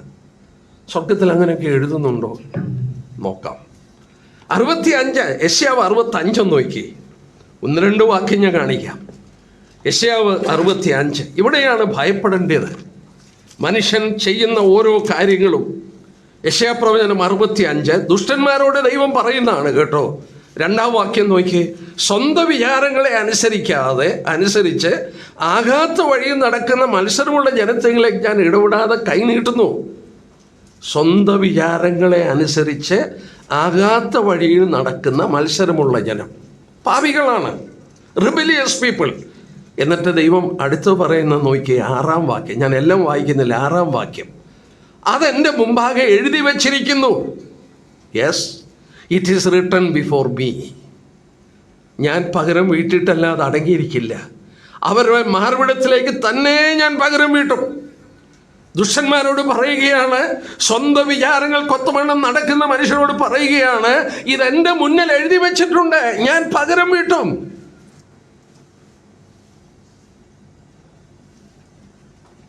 അന്ത്യനായ വിധിയിൽ ഈ മനുഷ്യരുടെ കാര്യങ്ങൾ രേഖപ്പെടുത്തിയ ഗ്രന്ഥമുണ്ട്. വേറെ ഒരു വാക്യം കൂടെ നോക്കാം. ആവർത്തന പുസ്തകം 32-ാം അധ്യായം നോക്കിയാട്ടെ. ദൈവത്തിൻ്റെ സന്നിധിയിൽ അങ്ങനെയൊരു ശേഖരമുണ്ട്. ആവർത്തന പുസ്തകം അതിൻ്റെ 32-ാമത്തെ അധ്യായം, ആവർത്തനം 32, അതിൻ്റെ 33-34 വാക്യം നോക്കിയാട്ടെ. അവരുടെ വീഞ്ഞ് മഹാസർപ്പത്തിൻ്റെ വിഷം, മൂർഖൻ്റെ കാളക്കൂടവുമാകുന്നു. അതെൻ്റെ അടുക്കൽ സംഗ്രഹിച്ചും എൻ്റെ ഭണ്ഡാരത്തിൽ മുദ്രയിട്ടും ഇരിക്കുന്നില്ലയോ? ദൈവം പറയുകയാണ്, ഈ അനുസരണം കെട്ട മനുഷ്യരുടെ ജീവിതമുണ്ടല്ലോ, അത് എഴുതി എൻ്റെ ഭണ്ഡാരത്തിൽ മുദ്രയിട്ട് വച്ചിട്ടുണ്ട്, ഞാൻ പകരം വീട്ടും. അന്ത്യനായ വിധിയിൽ പുസ്തകങ്ങൾ തുറക്കുകയാണ്. വെളിപാട് പുസ്തകത്തിലേക്ക് തന്നെ മടങ്ങി വരാം. അവിടെ നമ്മൾ പ്രത്യേകം ഓർക്കുക, ദൈവം നീതിമാനായ ന്യായാധിപനാണ്. നീതിമാനായ ന്യായാധിപൻ പാപികളെ പോലും ശിക്ഷിക്കുമ്പോൾ നീതിയോടെ ശിക്ഷിക്കുകയുള്ളൂ. ഞാൻ ഇങ്ങനെ പറയാറുണ്ട്, ഇവരെല്ലാം നരകത്തിൽ പോകുന്നത് രക്ഷിക്കപ്പെടാത്തതുകൊണ്ട്, അവരുടെ പേര് ജീവപുസ്തകത്തിലില്ലാത്തതുകൊണ്ട്. ആ പാപികളുടെ കൂട്ടത്തിൽ മഹാതെമ്മാടികളായി ജീവിച്ചവരുണ്ട്, സാൻമാർഗിക ജീവിതം നയിച്ചവരുണ്ട് കേട്ടോ. ഇറച്ചി പോലും കഴിക്കത്തില്ല, ഒരു ജീവിയെ ഉപദ്രവിക്കത്തില്ല, അങ്ങനെ ജീവിക്കുന്ന സാൻമാർഗിക ജീവികളുണ്ട്. അവർ രക്ഷിക്കപ്പെടാത്തതുകൊണ്ട് അവരുടെ പേര് ജീവപുസ്തകത്തിലില്ല. ഭയങ്കര ദുഷ്ടന്മാരായി ജീവിക്കുന്നവരുണ്ട്, അവർ രക്ഷിക്കപ്പെടാത്തതുകൊണ്ട് അവരുടെ പേര് ജീവപുസ്തകത്തിലില്ല. ഈ രണ്ടു കൂട്ടരും നരകത്തിൽ പോകും. എന്നാൽ ഇവരെ രണ്ടുപേരെ ഒരുപോലെ അല്ല ശിക്ഷിക്കുന്നത്. അവരെ ഒരുപോലെ ശിക്ഷിച്ചാൽ ദൈവത്തിൻ്റെ നീതിക്ക് അത് ചേരില്ല. ദൈവം നീതിമാനായ ന്യായാധിപതിയാണ്. അതുകൊണ്ട് ഇവിടെ വായിക്കുന്ന കണ്ടോ, എൻ്റെ മുമ്പിൽ എഴുതി വെച്ചിട്ടുണ്ട്. ഇവിടെ വെളിപാട് 20-ാം അധ്യായത്തിൽ നമ്മൾ വായിക്കുന്നു, പുസ്തകങ്ങളിൽ 12-ാം വാക്യത്തിൻ്റെ മധ്യഭാഗം, പുസ്തകങ്ങളിൽ എഴുതിയിരുന്നതിനൊത്തവണ്ണം മരിച്ചവർക്ക് അവിടെ പ്രവൃത്തികൾക്കടുത്ത ന്യായവിധി ഉണ്ടായി. അപ്പോൾ പാപികളെ ശിക്ഷിക്കുന്നത് അവരുടെ പ്രവൃത്തികൾക്കനുസരിച്ചാണ്. ഇത് എനിക്ക് കുറച്ചുകൂടെ ഒന്ന് വിശദീകരിക്കാനായിട്ട് ഞാൻ 2 ഭാഗം കൂടെ എടുക്കാം. ഇതെങ്ങനെയാണോ എന്ന് നോക്കാനായിട്ട് മത്തായിയുടെ സുവിശേഷം 11-ാം അധ്യായം നിർത്താട്ടെ. നമ്മുടെ കർത്താവിൻ്റെ വാക്കുകളാണ് നമ്മൾ നോക്കുന്നത്. മത്തായിയുടെ സുവിശേഷം 11-ാമത്തെ അധ്യായം, മത്തായിയുടെ സുവിശേഷം 11-ാം അധ്യായം. ഇത് യേശുക്രിസ്തു തന്നെ പറഞ്ഞതാണ്. തൻ്റെ വീര്യപ്രവൃത്തികൾ നടന്ന 2 പട്ടണം കർത്താവ് പറയുകയാണ്. മത്തായി 11:20 തൊട്ടുള്ള വാക്യം, പിന്നെ അവൻ തൻ്റെ വീര്യപ്രവൃത്തികൾ മിക്കതും നടന്ന പട്ടണങ്ങൾ മാനസാന്തരപ്പെടാകിയാൽ അവയെ ശാസിച്ചു തുടങ്ങി. കൊരീസിനെ നിനക്കാ കഷ്ടം, ബെത്സേദേ നിനക്കാ കഷ്ടം. നിങ്ങളിൽ നടന്ന വീര്യപ്രവൃത്തികൾ സോരിലും സീദോനിലും നടന്നിരുന്നെങ്കിൽ അവർ 8-ലും 8-ലും മാനസാന്തരപ്പെടുമായിരുന്നു. അടുത്ത വാക്യം നോക്കണേ. എന്നാൽ ന്യായവിധി ദിവസത്തിൽ നിങ്ങളെക്കാൾ സോരിനും സീദോനും സഹിക്കാവതാകും. 4 പട്ടണങ്ങളുടെ പേര് പറഞ്ഞു. ആദ്യം പറഞ്ഞ 2 പട്ടണം യഹൂദ പട്ടണമാണ്, കൊരീസും ബെത്സേദയും. രണ്ടാമത് പറഞ്ഞത് സോരും സീദോനും ജാതീയ പട്ടണമാണ്. കർത്താവ് വളരെ അത്ഭുതങ്ങൾ ചെയ്തു ഈ യഹൂദ പട്ടണങ്ങളിൽ. അവർ മാനസാന്തരപ്പെട്ടില്ല. അവർ മാനസാന്തരപ്പെടാഞ്ഞത് കൊണ്ട് അവർ നിത്യശിക്ഷാവിധിക്ക് പോകും. അതുപോലെ തന്നെ കർത്താവ് അത്ഭുതമേ ചെയ്തില്ല സോരിലും സീദോനിലും. അത് ജാതീയ പട്ടണമാണ്. അവരും ന്യായവിധിയുടെ കീഴിലാണ്, അവരും ശിക്ഷിക്കപ്പെടും. എന്നാൽ കർത്താവ് പറയുക, കൂടുതൽ വെളിച്ചം കിട്ടിയ നിനക്കല്ലേ? ആ ന്യായവിധി ദിവസത്തിൽ നിങ്ങളെക്കാട്ടിലധികം ഈ വെളിച്ചം കുറച്ച് കിട്ടിയ സോരിനും സീദോനും സഹിക്കാവതാകും. അപ്പോൾ കൂടുതൽ വെളിച്ചം കിട്ടിയാൽ കൂടുതൽ ശിക്ഷ, കൂടുതൽ വെളിച്ചം കിട്ടിയവർക്ക് കൂടുതൽ ശിക്ഷയെന്ന് പഠിപ്പിച്ചത് നമ്മുടെ കർത്താവാണ്. ഒരു കാര്യം കൂടെ ഞാനത് ചൂണ്ടിക്കാണിച്ചോട്ടെ. ഏറ്റവും കൂടുതൽ അതിൻ്റെ 11-ാം അധ്യായത്തിൻ്റെ അവിടെ വായിക്കുന്നത് നോക്കുക. ഏറ്റവും കൂടുതൽ ശിക്ഷ അനുഭവിക്കാൻ പോകുന്നത് ഏത് പട്ടണങ്ങളാണെന്നറിയാമോ? പറയാം. 10-ാം അധ്യായം എടുത്ത്, മത്തായിയുടെ സുവിശേഷം തന്നെ 10-ാം അധ്യായം അതിൻ്റെ 14-15 വാക്യം. 10-ന്റെ 14-15 വാക്യം. ആരെങ്കിലും നിങ്ങളെ കൈക്കൊള്ളാതെയും നിങ്ങളുടെ വചനങ്ങളെ കേൾക്കാതെയും ഇരുന്നാൽ ആ വീടോ പട്ടണമോ വിട്ടുപോകുമ്പോൾ അവരുടെ കാലിലെ പൊടി തട്ടിക്കളവീൻ. അടുത്ത ഭാഗം ശ്രദ്ധിക്കണേ. ന്യായവിധി ദിവസത്തിൽ ആ പട്ടണങ്ങളെക്കാൾ സൊദോമ്യരുടെയും ഗൊമോര്യരുടെയും ദേശത്തിന് സഹിക്കാതാവുമെന്ന് ഞാൻ സത്യമായി നിങ്ങളോട് പറയുന്നു. ആരായി പറയുന്നേ? കർത്താവാ. എന്താ കർത്താവ് പറയുന്നത്? സുവിശേഷവുമായി നിങ്ങളൊരിടത്ത് ചെല്ലുമ്പോൾ അത് വേണ്ട എന്നൊരുത്തൻ പറയുകയാണെങ്കിൽ, കർത്താവ് പറയുക, ലോകത്തിലെ ഏറ്റവും അസാൻമാർഗികമായ 2 പട്ടണമായിരുന്നു ഇവിടെ പറഞ്ഞ സോദോമും ഗോമോരയും. അവർ ന്യായവിധിയിൽ എഴുന്നേറ്റ് വന്ന് ന്യായം വിധിക്കപ്പെടും. അവർക്ക് നിങ്ങൾ അനുഭവിക്കാൻ പോകുന്ന ശിക്ഷയെക്കാട്ടിൽ കുറച്ച് ശിക്ഷ അവർക്ക് കിട്ടത്തുള്ളൂ. എന്ന് പറഞ്ഞാൽ സുവിശേഷം തിരസ്കരിച്ചവർക്കായിരിക്കും ഏറ്റവും വലിയ ശിക്ഷ. അപ്പോൾ ഒരു കാര്യം പറഞ്ഞ് ഞാനിവിടെ വിടട്ടെ. എൻ്റെ സഹോദരന്മാരെ, ഈ പാപികളെ എന്തിനാണ് ന്യായം വിധിക്കുന്നത്? നീതിമാനായ ഒരു ന്യായാധിപനാണ്. അവരുടെ പ്രവൃത്തികൾക്കനുസരിച്ച് അവർക്ക് ശിക്ഷ കിട്ടുകയാണ്. മറ്റു വിധത്തിൽ പറഞ്ഞാൽ നരകത്തിലോട്ട് അവരെ എല്ലാം തള്ളിക്കളയുകയാണ്. എന്നാൽ നരകത്തിൽ ശിക്ഷ ഒരുപോലല്ല. ഞാൻ ഇനിയും ഒരു കാര്യം ഒന്ന് വെളിപ്പെടുത്തിക്കൊള്ളട്ടെ.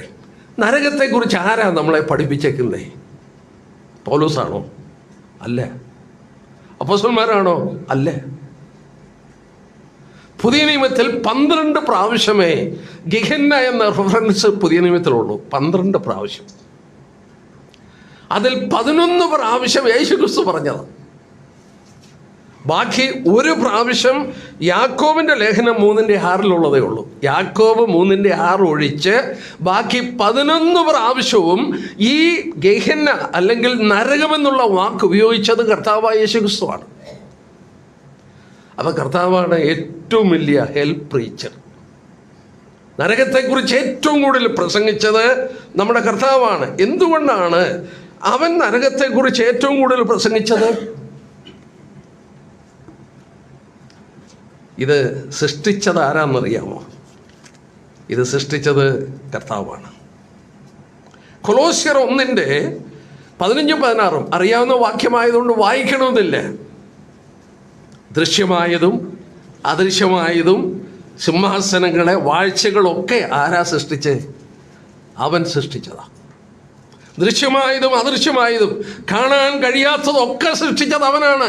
നരകം സൃഷ്ടിച്ചത് അവനാണ്. ആർക്കു വേണ്ടി സൃഷ്ടിച്ചതാണ്? പിശാചിനും അവൻ്റെ ദൂതന്മാർക്കും വേണ്ടി ഒരുക്കിയതാണ് ഈ ഇവിടം.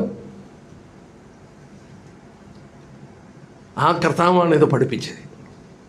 വളരെ ഗൗരവമായി ഈ വിഷയം പഠിപ്പിച്ച് കർത്താവ് മനുഷ്യനോട് പറയുന്നുണ്ട്, നിന്റെ ഒരു കൈയെ വെട്ടിക്കളയണമെങ്കിൽ വെട്ടിക്കളഞ്ഞോണം, ഒരു കണ്ണ് പിഴുതു കളയണമെങ്കിൽ കളഞ്ഞോണം. നീ 2 കൈ ഉള്ളവനായി നരകത്തിൽ പോകുന്നതിനെക്കാട്ടിൽ 1 കൈ ഉള്ളവനായി സ്വർഗത്തിൽ കിടക്കുന്നതാണ് നല്ലത്. നരകത്തിൻ്റെ ഭീകരത കണ്ടിട്ട് ശരീരത്തെ അംഗവൈകല്യമുള്ളതാക്കി തീർക്കണമെങ്കിൽ ആക്കി തീർക്കാൻ കർത്താവ് പറയുകയാണ്. കാരണം നരകം അത്ര ഭീകരമായി സൃഷ്ടിക്കപ്പെട്ടതാണ്. എന്തിനാണ് അങ്ങനെ സൃഷ്ടിച്ചത്? നരകം ഇത്ര ഭയാനകമായി എന്തിനാണ് സൃഷ്ടിച്ചത്? നമ്മൾ മനസ്സിലാക്കണം. ഈ നരകം ഇത്ര ഭയാനകമായി സൃഷ്ടിച്ചത് നമ്മുടെ കർത്താവാണ്. ദൃശ്യമായതും അദൃശ്യമായതൊക്കെ സൃഷ്ടിച്ചത് കർത്താവാണ്. എന്നാൽ ആ നരകം ഇത്ര ഭയാനകമായി സൃഷ്ടിച്ചിരിക്കുന്നതിൻ്റെ ഒരു കാരണം ഞാൻ പ്രത്യേകം ഓർപ്പിക്കട്ടെ. ബൈബിളിൽ തീർത്ത് പറയുന്നുണ്ട്, ഈ രാജാവിൻ്റെ ഗർജനം സിംഹഗർജനം, രാജാവിൻ്റെ കോപം സിംഹഗർജനം പോലെയാണ്. രാജാക്കന്മാർ കോപിച്ചാൽ സിംഹം ഗർജിക്കുന്ന പോലെയാണ്. ഇതാരുടെ കോപമാണ്? ഇവിടെ സർവശക്തനായ ദൈവത്തിൻ്റെ കോപം. നമുക്ക് നോക്കാം. റോമാലേഖനം 9-ാം അധ്യായം എടുത്താട്ടെ. റോമാലേഖനം 9-ാം അധ്യായം. ഇത്ര ഭയാനകമായി, ഇത്ര ക്രൂരമായി ഈ നരകം സൃഷ്ടിച്ചിരിക്കുന്നതിൻ്റെ കാരണം എന്നാണ്? 9-ാം അധ്യായം അതിൻ്റെ 22. എന്നാൽ ദൈവം തൻ്റെ കോപം കാണിപ്പാനും ശക്തി വെളിപ്പെടുത്താനും, വണ്ടർഫുൾ, ദൈവത്തിൻ്റെ കോപം കാണിപ്പാൻ, in order to demonstrate his wrath, Almighty God, രാജാവിൻ്റെ കോപം നമുക്കറിയാം. 3 ബാലന്മാരെ പിടിച്ച് തീച്ചൂളയിലിട്ടു നെബൂഖദ്നേസർ. ആരെങ്കിലും ബിംബത്തെ നമസ്കരിക്കാതിരുന്ന തീച്ചൂളയിലിടുമെന്ന് പറഞ്ഞു. രാജാവിൻ്റെ മുന്നിൽ ഈ 3 ബാലന്മാരെ പിടിച്ചു കൊണ്ടുവന്നു. അവരെ തീച്ചൂളയിലിട്ടോ? ഇല്ല. രാജാവ് എന്താ പറഞ്ഞത്? തീച്ചൂളയുടെ ചൂട് 7 ഇരട്ടി കൂട്ടാൻ പറഞ്ഞു. കാരണം എന്നാ? രാജാവിൻ്റെ കോപത്തെയാണ് തട്ടി ഉണർത്തിയത്. 7 ഇരട്ടി ചൂടാക്കിയിട്ടാണ് ഇവരെ പിടിച്ച് തീയിലിട്ടത്. ഇവിടെ ആരുടെ കോപത്തെയാ ഉണർത്തിയത്? സർവശക്തനായ ദൈവം. അവൻ്റെ കോപം കാണിപ്പാൻ ഒരുക്കിയ സ്ഥലമാണ് നരകം. അങ്ങനെയാണെങ്കിൽ ഇതെത്ര ഭയങ്കരമായിരിക്കും? ഈ നരകം എത്ര ഭയാനകമായിരിക്കും? ദൈവം, നമ്മുടെ കർത്താവ്, അതുകൊണ്ടാണ് അവിടെ നിന്ന് എങ്ങനെയെങ്കിലും രക്ഷപ്പെടാനായിട്ട് മനുഷ്യനോട് ആവശ്യപ്പെടുന്നത് എന്ന് ഞാൻ പ്രത്യേകം ഓർപ്പിക്കട്ടെ. നമ്മുടെ കർത്താവ് പറഞ്ഞ എല്ലാ ഭാഗങ്ങളും ഞാൻ എടുക്കുന്നില്ല, എന്നാൽ ഒരു ഭാഗം ഒന്ന് എടുത്തോട്ടെ. മർക്കോസിൻ്റെ സുവിശേഷം 9-ാം അധ്യായം ഒന്ന് എടുത്താട്ടെ. മർക്കോസിൻ്റെ സുവിശേഷം 9-ാം അധ്യായം അതിൻ്റെ 43 തൊട്ടുള്ള വാക്യം. നിന്റെ കൈ നിനക്കിടർച്ച വരുത്തിയാൽ അതിനെ വെട്ടിക്കളക. ഊനനായി ജീവനിൽ കിടക്കുന്നത് 2 കൈയുള്ളവനായി കിടാത്ത തീയായ നരകത്തിൽ പോകുന്നതിനേക്കാൾ നിനക്ക് നല്ലത്. അവിടെ ഉപയോഗിച്ചിരിക്കുന്ന വാക്ക് നരകം എന്നുള്ളത് ഗീഹന്ന.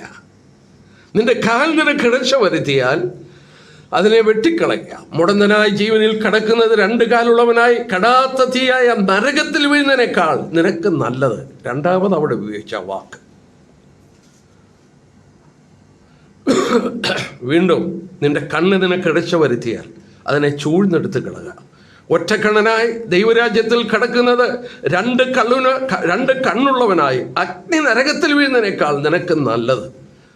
അവിടെ അവരുടെ പുഴു ചാകുന്നില്ല, തീ കെടുന്നതുമില്ല.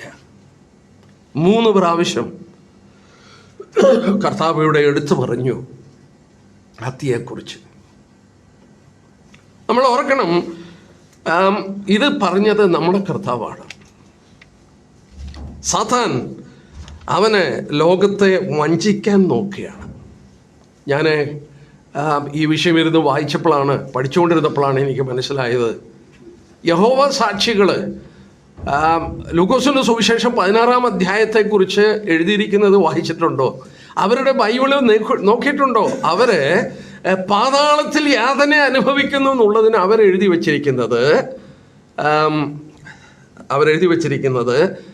ഗ്രേവിൽ, അതായത് കല്ലറയിൽ യാതന അനുഭവിക്കുമ്പോൾ. കല്ലറയിൽ എങ്ങനെയാ മനുഷ്യനെ യാതന അനുഭവിക്കുന്നത്? എന്തിനാ മനുഷ്യനെ ഇങ്ങനെ കളിപ്പിക്കുന്നത്? കാത്തലിക്സ് പറയുന്നു മരിച്ചു കഴിഞ്ഞാൽ പിന്നെ പർഗേറ്ററി, അതായത് ബർഷ്പുഖാന, ഇവിടെ പ്രാർത്ഥന കഴിച്ച് അവിടെ നിന്ന് കൊണ്ടുപോകാം. എവിടെ കൊണ്ടുപോകാം? ഒരിക്കൽ മരണം, പിന്നെ ന്യായവിധിയാണ്. എന്തിനാണ് മനുഷ്യനെ ഇങ്ങനെ കളിപ്പിക്കുന്നത്? മനുഷ്യനെ നരകത്തിൽ കൊണ്ടുപോകണം സാത്താന്. ദൈവം പറഞ്ഞ വാക്കെടുക്കാൻ അവർക്ക് മനസ്സില്ല. മനുഷ്യനെ വഞ്ചിക്കുകയാണ് സാത്താൻ, മനുഷ്യനെ വഞ്ചിക്കുകയാണ്. ഞാൻ ഓർക്കണം, ഈ ബൈബിള് നിങ്ങൾ ഇംഗ്ലീഷ് ബൈബിൾ ശ്രദ്ധിച്ചാൽ ഹെൽ എന്നുള്ള വേർഡ് ക്യാപിറ്റൽ H. ശ്രദ്ധിച്ചിട്ടുണ്ടോ? ഹെൽ എന്നുള്ള വാക്ക് ക്യാപിറ്റൽ H. കാരണം എന്താ? നമ്മൾ ഗ്രാമർ പഠിച്ചിട്ടുണ്ട്, A place should be written in capital letter. ഒരു പേരോ സ്ഥലത്തിൻ്റെ പേരോ ക്യാപിറ്റൽ ലെറ്ററിലാണ് എഴുതുന്നത്. അത് ആശ്ചര്യമായൊരു സ്ഥലമാണ്. It is A literal place. അത് ശരിയായിട്ടുള്ളൊരു സ്ഥലമാണ്. ഈ സ്ഥലത്തെക്കുറിച്ച് നമുക്ക് എങ്ങനെ കുറച്ചുകൂടെ മനസ്സിലാക്കാൻ സാധിക്കും? നോക്കാം, ബൈബിളിൽ തന്നെ ശ്രദ്ധിച്ച് നോക്കാം. ഈ സ്ഥലത്തെക്കുറിച്ച് കുറച്ചുകൂടെ നമുക്ക് മനസ്സിലാക്കാനായിട്ട് ഒന്ന് ശ്രദ്ധിച്ച് നോക്കാം. എവിടെയാണ് ഈ സ്ഥലം? ഈ സ്ഥലം എവിടെയാണ്? നോക്കാം. യെശയ്യാപ്രവചനം ഒന്ന് എടുത്താട്ടെ, 14-ാം അധ്യായം ഒന്ന് എടുത്താട്ടെ. ഒരു വലിയ രാജാവ് മരിക്കുന്നു. ആരാണെന്നുള്ളൊരു തർക്കമുണ്ട്. ഞാൻ കുറേ ഇരുന്ന് നോക്കിയിട്ട് എനിക്ക് മനസ്സിലായിരിക്കുന്നത് നെബൂഖദ്നേസറാണെന്നാണ്. അല്ല എന്ന് ചിന്തിക്കുന്നവരുണ്ട്, പക്ഷേ എനിക്ക് മനസ്സിലായത് ഞാൻ പറഞ്ഞു. യെശയ്യാപ്രവചനം 14-ാം അധ്യായം. ഇവിടെ അനേകരെ വെട്ടിക്കൊന്ന് രാജ്യങ്ങളെ പിടിച്ചടക്കിയ ഒരു രാജാവ് മരിക്കുന്നു. 14-ാം അധ്യായം. ഇവിടെ സ്വസ്ഥത വന്നപ്പോൾ വേറെ ഒരു ലോകം ഇളകി മറിഞ്ഞു. അവൻ അങ്ങോട്ട് ചെല്ലുന്നത് കണ്ടോട്ടെ. നോക്കിയാട്ടെ, യെശയ്യാവ് 14. നീ ബാബേൽ രാജാവിനെ കുറിച്ചൊരു പാട്ട് ചൊല്ലി. പീഡിപ്പിക്കുന്നവൻ എങ്ങനെ ഇല്ലാതായി, സ്വർണ്ണ നഗരം അതായത് ബാബിലോൺ എങ്ങനെ മുടിഞ്ഞുപോയി. യഹോവ ദുഷ്ടന്മാരുടെ വടിയും വാഴുന്നവരുടെ ചെങ്കോലും ഒടിച്ചു കളയുന്നു. വംശങ്ങളെ ഇടപെടാതെ ക്രോധത്തോടെ അടിക്കുകയും ആർക്കും അടുത്തുകൂടാത്ത ഉപദ്രവത്താൽ ജാതികളെ കോപത്തോടെ ഭരിക്കുകയും ചെയ്തവനെ തന്നെ സർവഭൂമിയിലും വിശ്രമിച്ച് സ്വസ്ഥമായിരിക്കുന്നു. അവർ ആർത്ത് പാടുന്നു. ഭൂമിയിൽ സ്വസ്ഥത കിട്ടി ഇയാൾ മരിച്ചപ്പോൾ. പക്ഷെ വേറൊരു ലോകം ഇളകി മറിഞ്ഞു. എവിടെ വാ നോക്കിയാട്ടെ, 9-ാം വാക്യം. നിന്റെ വരവെങ്കിൽ നിന്നെ എതിരേൽപ്പാൻ താഴെ പാതാളം ഇളകി നിന്റെ നിമിത്തം ഇളകിയിരിക്കുന്നു. ചില ബൈബിളിലെ ഹെല്ല് എന്നാണ് രേഖപ്പെടുത്തിയേക്കുന്നത്. ഇവിടെ സ്വസ്ഥമായി. ഇവിടെ രാജാക്കന്മാരെ വെട്ടിക്കൊല്ലുകയാണ്, രാജ്യങ്ങൾ പിടിച്ചെടുക്കുകയാണ്, ക്രോധത്തോടെ ഭരിക്കുകയാണ്. അവനിവിടെ മരിച്ചപ്പോൾ ഇവിടെ സ്വസ്ഥതയായപ്പോൾ വേറെ ഒരു ലോകം ദൈവം കാണിച്ചു തരികയാണ്. അവിടെ ഇളകി മറിഞ്ഞു. താഴെ എവിടെയാന്ന് നോക്കിയേ, നിന്റെ വരവെങ്കിൽ താഴെ താഴെ പാതാളം അല്ലെങ്കിൽ നരകം ഇളകി മറിഞ്ഞു. എന്നിട്ട് അടുത്ത്, നിന്നെ ചൊല്ലി സകല ഭൂപാലന്മാരുമായ പ്രേതന്മാരെ ഉണർത്തുന്നു. അവരൊക്കെയും നിന്നോട്, നീയും ഞങ്ങളെ പോലെ ബലഹീനനായോ, നീ ഞങ്ങൾക്ക് തുല്യനായോ? നിന്റെ ആഡംബരവും വാദ്യഘോഷവും പാതാളത്തിലേക്ക് ഇറങ്ങി. നിന്റെ കീഴെ പുഴുക്കളെ വിരിച്ചിരിക്കുന്നു, കൃമികൾ നിനക്ക് പുതപ്പായിരിക്കുന്നു. നീയും ഞങ്ങളെ പോലെ ആയിപ്പോയോ? നീയും ഇത്ര ബലഹീനനായിപ്പോയോ? വാളുകൊണ്ട് വെട്ടിപ്പിടിച്ച സാമ്രാജ്യം ഭരിച്ച ചക്രവർത്തി, ബാബിലോണിൻ കാർപ്പറ്റ് നടന്ന മനുഷ്യൻ, ഇപ്പോൾ അദ്ദേഹം നടക്കുന്നത് പുഴുവിൻ്റെ മേത്ത. പുഴുവാണ് അവൻ്റെ പുതപ്പ്. വാദ്യഘോഷങ്ങൾ, സ്ട്രിങ്ഡ് ഇൻസ്ട്രുമെന്റ്സ് എന്ന് ഇംഗ്ലീഷ് വായിക്കുന്നു. ആ പാട്ടുകളൊക്കെ കേട്ട് ആഡംബരത്തിൽ ജീവിച്ച രാജാവ് ഇപ്പോൾ അവിടെ ചെന്നപ്പോൾ, ഞാൻ ഈ ഭാഗം അല്പസമയമെടുത്ത് ധ്യാനിച്ച് പഠിക്കാൻ. ഡാൾഫോർ പ്രൈസ് എന്ന് പറയുന്ന ഒരു ഫ്രഞ്ച് പ്രാസംഗ്യൻ 1950-കളിൽ അദ്ദേഹം ഈ വാക്യം ബേസ് ചെയ്ത് പ്രസംഗിച്ച ഒരു പ്രസംഗത്തിന് ഇത് ഞാൻ കണ്ടു. ഡാൾഫോർ പ്രൈസ് അദ്ദേഹം പറഞ്ഞ എന്താണെന്ന് ഞാൻ പറയാം. അദ്ദേഹം പറഞ്ഞിരിക്കുകയാണ്, നിന്റെ വരവെങ്കിൽ നിന്നെ എതിരേൽപ്പാൻ താഴെ പാതാളം ഇളകി. നിന്നെ ചൊല്ലി സകല ഭൂപാലന്മാരായ പ്രേതന്മാർ, മലയാളത്തിൽ പ്രേതന്മാരെന്ന, പാതാളത്തിൽ പ്രേതന്മാരെല്ലാം കൂടെ ഇളകി. അദ്ദേഹം ഡാൾഫർ പ്രൈസ് പറഞ്ഞത്, ഈ പാതാളത്തിലോട്ട്, നരകത്തിലോട്ട് ഏത് മനുഷ്യൻ ചെന്നാലും അവനെ സ്വീകരിക്കുന്ന ഒരു കമ്മിറ്റി അവിടെയുണ്ട്.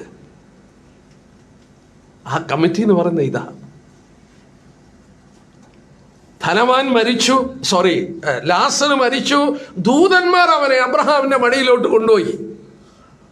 മറുഭാഗത്ത് ഇത്ര വലിയ മനുഷ്യൻ മരിച്ചു ചെല്ലുമ്പോൾ അവരെ സ്വീകരിക്കുന്ന ഒരു റിസപ്ഷൻ കമ്മിറ്റി. മലയാളത്തിൽ എഴുതി പ്രേതാത്മാക്കൾ. ഞാൻ നോക്കി ഇതെന്താണ് പറഞ്ഞിരിക്കുന്നത്, ഇവിടെ പറഞ്ഞിരിക്കുന്ന വാക്കിൻ്റെ അർത്ഥം എന്താണെന്ന് ഞാൻ നോക്കി. ഇവിടെ പറഞ്ഞിരിക്കുന്ന വാക്ക് റാഫ എന്ന വാക്കാണ്. എൻ്റെ കയ്യിൽ ഹീബ്രു ഗ്രീക്ക് സ്റ്റഡി ബൈബിളൊക്കെ ഉണ്ട്. ഞാൻ ആ ഹീബ്രു ഗ്രീക്ക് സ്റ്റഡി ബൈബിൾ എടുത്തു വെച്ച് നോക്കി എന്താണ് ഈ വാക്കിൻ്റെ ആശയം. റാഫ എന്ന വാക്ക് പ്രേതാത്മാക്കൾ എന്ന് ഭാഷാന്തരം ചെയ്യാം. എന്നാൽ അദ്ദേഹം ഇങ്ങനെ രേഖപ്പെടുത്തിയിട്ടുണ്ട്, ജയൻസ്, ഭയങ്കരം വികൃത ജീവികൾ, നമുക്ക് ചിന്തിക്കാൻ കഴിയാത്ത ഭയപ്പെടുത്തുന്ന ജീവികൾ, പാതാളത്തിലുള്ള ജീവികൾ, അവയുടെ പേരാണ് ഈ റാഫ എന്ന് പറയുന്നത്. ഒന്നാലോചിച്ച് നോക്കി, നെബൂഖദ്നേസറിനെ സ്വീകരിക്കാൻ, ഇത്ര വലിയ രാജാവിനെ സ്വീകരിക്കാൻ പ്രേതാത്മാക്കൾ റാഫ, എന്ന് പറഞ്ഞാൽ ജയൻസ്, ഒരിക്കലും ചിന്തിപ്പാൻ കഴിയാത്ത പാതാള ജീവികൾ ഇളകിക്കഴിഞ്ഞു അവിടെ. എന്തൊരവസ്ഥയായിരിക്കും അല്ലേ? എന്തൊരവസ്ഥയായിരിക്കും ഒന്ന് ചിന്തിച്ചു. നിങ്ങൾ ചിന്തിച്ചാൽ മതി. എൻ്റെ കേൾക്കുന്ന പ്രിയപ്പെട്ടവരെ, ഞാൻ ഇത് പഠിച്ചപ്പോൾ, ഇത് ശ്രദ്ധിച്ചപ്പോൾ എനിക്ക് തോന്നി, എൻ്റെ ദൈവമേ, ഇങ്ങനെയുള്ള മനുഷ്യരെ അമ്മയുടെ ഗർഭപാത്രത്തിൽ നിന്ന് മാശുപിള്ളയായിട്ട് അങ്ങ് പോയിരുന്നേ നല്ലതായിരുന്നു, ജനിക്കാതിരുന്നാൽ മതിയായിരുന്നു. ഇവൻ ജനിച്ചിട്ട് അവിടെ പോകുക എന്ന് പറഞ്ഞാൽ ഇത് ഭയങ്കരമാണ്. കാരണം അത് വല്ലാത്തൊരവസ്ഥയാണ്. ഇനിയും പോട്ടെ, ഇവിടെ ഇനി ഒരു പഠനം ഞാനിവിടെ എടുക്കട്ടെ. കർത്താവ് എന്തിനാണ് 11 പ്രാവശ്യം ഇതിന് ഗീഹന്ന എന്ന വാക്ക് ഉപയോഗിച്ചത്? എന്തിനാ കർത്താവ് ആ വാക്ക് പറഞ്ഞ്? കാരണം വാലി ഓഫ് ഹിനോം, ഗീഹന്ന എന്ന് പറഞ്ഞൊരു താഴ്വര ഇസ്രയേലിലുണ്ട്. ആ വാക്കെടുത്ത് എന്തിനാണ് നരകത്തിന് കർത്താവ് ഉപയോഗിച്ച്? ഞാൻ സൂക്ഷ്മമായിരുന്ന് പരിശോധിക്കാൻ തുടങ്ങി. ബൈബിളിലെ എന്തിനാണ് കർത്താവ് ഇത് പറഞ്ഞതെന്ന്. ഹിനോം താഴ്വര എന്ന് പറഞ്ഞാൽ യെരുശലേമിൻ്റെ പുറത്ത് ചപ്പുകളും ചവറുകളും കൊണ്ടിടുന്ന ഒരു സ്ഥലമാണ്. കുപ്പയെല്ലാം കൂടെ കൊണ്ടുവന്ന് ഇടുകയാണ് അവിടെ. ഈ യെരുശലേം പട്ടണത്തിൽ ചത്തുപോയ ജീവികൾ, അതുപോലെ ആർക്കും വേണ്ടാത്ത ശവശരീരങ്ങളൊക്കെ കൊണ്ടെറിയുന്നത് അങ്ങോട്ടാണ്. ക്രൂശിക്കുന്ന മനുഷ്യരുണ്ടല്ലോ, ആർക്കും വേണ്ടാത്ത അവരെ കാസ്റ്റ് ചെയ്യുന്നത് ഈ ഗിഹന്നയിലോട്ടാണ്. അവിടെ ഇങ്ങനെ തീ കത്തിക്കൊണ്ടിരിക്കുക, പുഴു അവിടെ കിടക്കുകയാണ്, പുഴുവുണ്ട്, തീവുണ്ട്. അവിടോട്ട് ഈ ശവശരീരങ്ങളെ വലിച്ചെറിയും. ആ താഴ്വരയിൽ കിടന്ന് അത് നീറി ചത്തുകൊണ്ട് കിടക്കുക എന്ന് പറഞ്ഞാൽ ദ്രവിച്ചുകൊണ്ടിരിക്കുകയാണ്. ആ സ്ഥലത്തിൻ്റെ പേരാണ് വാലി ഓഫ് ഹിനോം. ഇസ്രയേൽ സന്ദർശിച്ചവർക്കറിയാം അങ്ങനെ ഒരു താഴ്വരയുണ്ട്. ആ വാക്കാണ് കർത്താവ് എടുത്ത് ഈ നരകത്തിന് ഉപയോഗിച്ചത്. 11 പ്രാവശ്യം ഞാനല്ല ഉപയോഗിച്ചത്, കർത്താവാണ്. കർത്താവ് എന്തിനാണ് ആ വാക്ക് അവിടെ ഉപയോഗിച്ചത്? നമ്മളെ ചില കാര്യങ്ങൾ പഠിപ്പിക്കാനാണ്.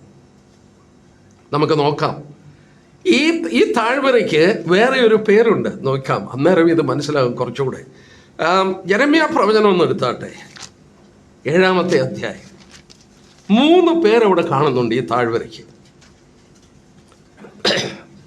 യെരമ്യാ പ്രവചനം 7-ാം അധ്യായത്തിൻ്റെ 31-32 വാക്യം. തങ്ങളുടെ പുത്രന്മാരെയും പുത്രിമാരെയും അഗ്നിയിൽ ഇട്ട് ദഹിപ്പിക്കേണ്ടതിന് അവർ ബെൽഹിന്നോം താഴ്വരയുടെ തോഫാത്തിലെ പൂജാഗിരികളെ പണിതിരിക്കുന്നു. അത് ഞാൻ കൽപ്പിച്ചതല്ല, എൻ്റെ മനസ്സിൽ തോന്നിയതുമില്ല. അതുകൊണ്ട് ഇനി അതിന് തോഫാത്ത് എന്നും ബെൽഹിന്നോം താഴ്വരയെന്നും പേര് പറയാതെ കുലത്താഴ്വര എന്ന് പേർ വിളിക്കുന്ന കാലം വരും. 3 പേരവിടെ കൊടുത്തു ആ താഴ്വരയ്ക്ക്. തോഫേത്ത്, ബെൽഹിന്നോം താഴ്വര, കുലത്താഴ്വര. അതിൻ്റെ 31-ാം വാക്യത്തിൽ രേഖപ്പെടുത്തി. ഇവിടെ നടക്കുന്നത് എന്താണെന്ന് രേഖപ്പെടുത്തി. ഈ താഴ്വര ചപ്പ് ചവറുകൾ എടുത്തെറിയുന്ന സ്ഥലം, പുഴുക്കളും അതായത് അളിഞ്ഞ ശരീരങ്ങളൊക്കെ എടുത്തെറിഞ്ഞിരിക്കുന്ന ശരീരമാണ്. ആ സ്ഥലത്ത് മോളക്കെന്ന് പറയുന്ന ഒരു ദേവനുണ്ട്, അഗ്നിദേവൻ. യഹൂദന്മാരോട് പറഞ്ഞു, ചെയ്യരുത് എന്ന് പറഞ്ഞു. നിങ്ങളുടെ മക്കളെ അഗ്നിപ്രവേശനം ചെയ്യിക്കരുതെന്ന് പറഞ്ഞു. എത്ര പറഞ്ഞാലും അവർ കേൾക്കത്തില്ല. ദുഷ്ടനായ രാജാക്കന്മാർ ഈ മോളേക്കിന് അവിടെ ആഹാസ രാജാവും മറ്റും അവിടെ പൂജാഗിരികളെ പണിതു. ഞാനൊന്നും മനസ്സിലാക്കാൻ വേണ്ടി ശ്രമിച്ചു. എനിക്ക് തന്നെ വായിച്ചിട്ട് വല്ലാഴിക തോന്നി. ഈ ഹിനോം താഴ്വരയിൽ ഇങ്ങനെ വലിയൊരു ലോഹബിംബമുണ്ട്. ലോഹബിംബം, മോളക്ക് എന്ന് പറയുന്ന ദേവൻ്റെ ഈ ലോഹം കൊണ്ട് നിർമ്മിക്കപ്പെട്ട ആ ലോഹബിംബത്തിൻ്റെ കൈ ഇങ്ങനെ നീട്ടിപ്പിടിച്ചിരിക്കുക. ഇതിൻ്റെ ചുവട്ടിൽ ഇങ്ങനെ തീ കത്തിക്കൊണ്ടിരിക്കുക.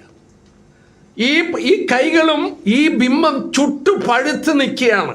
ഈ യഹൂദന്മാരെ അവർ ദേവപ്രീതിക്ക് വേണ്ടി ഏകസത്യ ദൈവത്തെക്കുറിച്ച് പഠിച്ച യഹൂദൻ അവരുടെ മക്കളെ അഗ്നിപ്രവേശം ചെയ്യിച്ചെന്ന് പറഞ്ഞാൽ ഈ നീട്ടിപ്പിടിച്ച മോളക്കൻ്റെ ഈ ചുട്ടുപഴുത്ത കൈക്കകത്തോട്ട് അവർ പ്രസവിച്ച കൊച്ചു കുഞ്ഞിനെ കൊണ്ടുവന്ന് അങ്ങോട്ട് വെക്കും.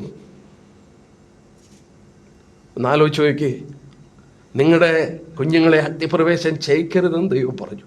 ഈ കുഞ്ഞുങ്ങൾ കിടന്ന് കരയും. ചുട്ടുപഴുത്ത ലോഹ കൈകളിൽ ആ കുഞ്ഞു കിടന്ന് പിടയുമ്പോൾ, അത് കിടന്ന് കരയുമ്പോൾ അതിൻ്റെ കരച്ചിൽ ആരും കേൾക്കത്തില്ല. എന്താ കേൾക്കാത്തത്? ഇതിൻ്റെ അവിടെ ഡ്രം അടിച്ചുകൊണ്ടിരിക്കുക. നമ്മൾ ചെണ്ട കൊട്ടുന്ന പോലെ വലിയ ചെണ്ടകൾ കൊട്ടുകയാണ്.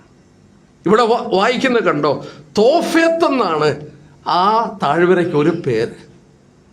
ടോഫ എന്ന് പറഞ്ഞാൽ ഡ്രം എന്ന, ടോഫ എന്ന് പറഞ്ഞാൽ ഡ്രം എന്ന. ആ ഡ്രം ബീറ്റ് കൊണ്ട് ഈ കുഞ്ഞിൻ്റെ കരച്ചിൽ കേൾക്കത്തില്ല.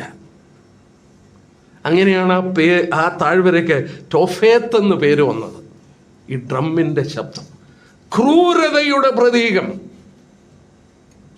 ക്രൂരത ആലോചിച്ച് നോക്കിയേ. കൊച്ചു കുഞ്ഞിനെ തീയിലെ മോളേക്കെന്ന് പറയുന്ന ദേവന് കൊടുക്കുന്ന പ്രതലം, സകല ചപ്പും ചവറും എടുത്തെറിയുന്ന സ്ഥലം.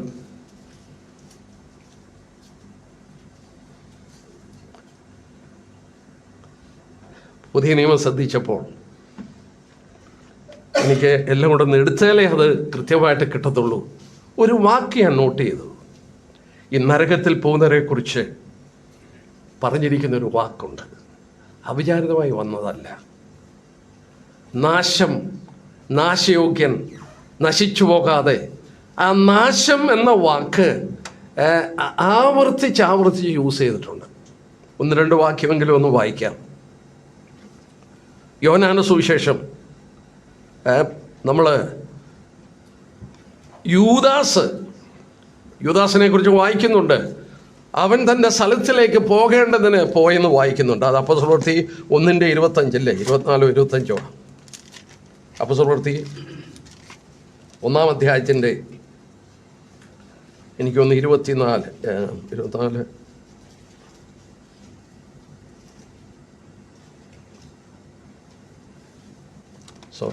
1:24 തൻ്റെ സ്ഥലത്തേക്ക് പോകേണ്ടതിന് യൂദാ ഒഴിഞ്ഞുപോയി. അപ്പൊ യൂദാ തൻ്റെ സ്ഥലത്തേക്ക് പോകാൻ ഒഴിഞ്ഞുപോയി. ഏതാ ഈ സ്ഥലം? യോഹന്നാന്റെ സുവിശേഷം 17:12 കർത്താവ് പറഞ്ഞു, ആ നാശയോഗ്യൻ അന്തിക്രിസ്തുവിന് പേര് കൊടുത്തു, നാശയോഗ്യനും അധർമ്മമൂർത്തിയും. വീണ്ടും നമ്മൾ മത്തായി 7:13 നാശത്തിലേക്ക് പോകുന്ന വാതിൽ വീതിയുള്ളതും വിശാലവുമാണ്. നാശം എന്നുള്ള വാക്കാണ്. യോഹന്നാൻ 3:16 തൻ്റെ ഏകജാതനായ പുത്രനിൽ വിശ്വസിക്കുന്ന ഏവനും നശിച്ചു പോകാതെ. വീണ്ടും ആ വാക്കവിടെ വരുന്നു. പത്രോസ് രേഖപ്പെടുത്തി 2 പത്രോസ് 3:7 നാമോ നാശത്തിലേക്ക് പോകുന്നവരുടെ കൂട്ടത്തിലുള്ളവരല്ല. എബ്രായ ലേഖനത്തിൽ വായിക്കുന്നു. നാശമെന്ന വാക്ക് ആവർത്തിച്ച് രേഖപ്പെടുത്തിയിട്ടുണ്ട്. ഈ നാശമെന്ന വാക്കിൻ്റെ അർത്ഥം വേസ്റ്റ് എന്ന. വേസ്റ്റ്. ഈ ഗെഹന്ന എന്ന് പറയുന്ന സ്ഥലം എന്തിനുള്ളതാ? വേസ്റ്റ് ഇടുന്നതാ. നരകമെന്ന് പറയുന്ന സ്ഥലവും മനുഷ്യനെ സൃഷ്ടിച്ചത് ദൈവത്തെ മഹത്വപ്പെടുത്താനാണ്. അവനെക്കുറിച്ചുള്ള ഉദ്ദേശം നിവർത്തിക്കപ്പെടാതെ വേസ്റ്റായിപ്പോയി. അവൻ്റെ ലൈഫ് വേസ്റ്റായിപ്പോയി. അങ്ങനെയുള്ളവരെ തെള്ളിയിട്ടിരിക്കുന്ന സ്ഥലമാണ് അത് നരകം. ഇനി ഒരു കാര്യം കൂടി ഓർത്തി, അനേക വാക്യങ്ങൾ ഞാൻ എടുക്കാതെ പറയാം. യേശുക്രിസ്തുവാണ് അത് ഏറ്റവും കൂടുതൽ പറഞ്ഞ്. പുറത്തുള്ള അഗ്നിയിലേക്ക് തെള്ളിക്കളയും. 1-2 വാക്യങ്ങളോ നോക്കിയേക്കാം. മത്തായിയുടെ സുവിശേഷം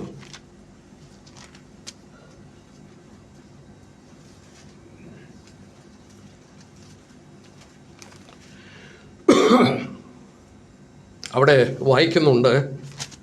അവിടെ പുറത്തുള്ള ആ ഇരുട്ടിലേക്ക് തെള്ളിക്കളയും. കണ്ടോ? ക്ഷമിക്കണേ, ഞാൻ എടുത്തുതരാം. അവിടെ എടുത്ത് വളരെ വ്യക്തമായി കർത്താവ് ആവർത്തിച്ച് പറയുന്നുണ്ട്, അവരെ പുറത്തുള്ള തീയിലേക്ക് തെള്ളിക്കളയും.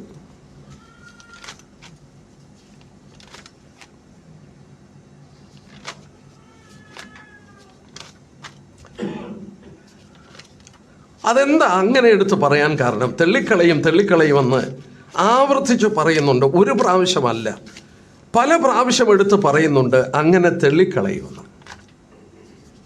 പുറത്തുള്ള ഇരുട്ടിലേക്ക് അവനെ തെള്ളിക്കളയും.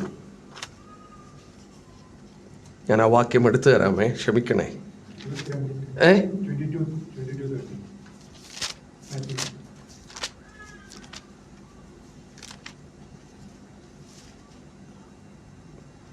മാത്യു 22:13.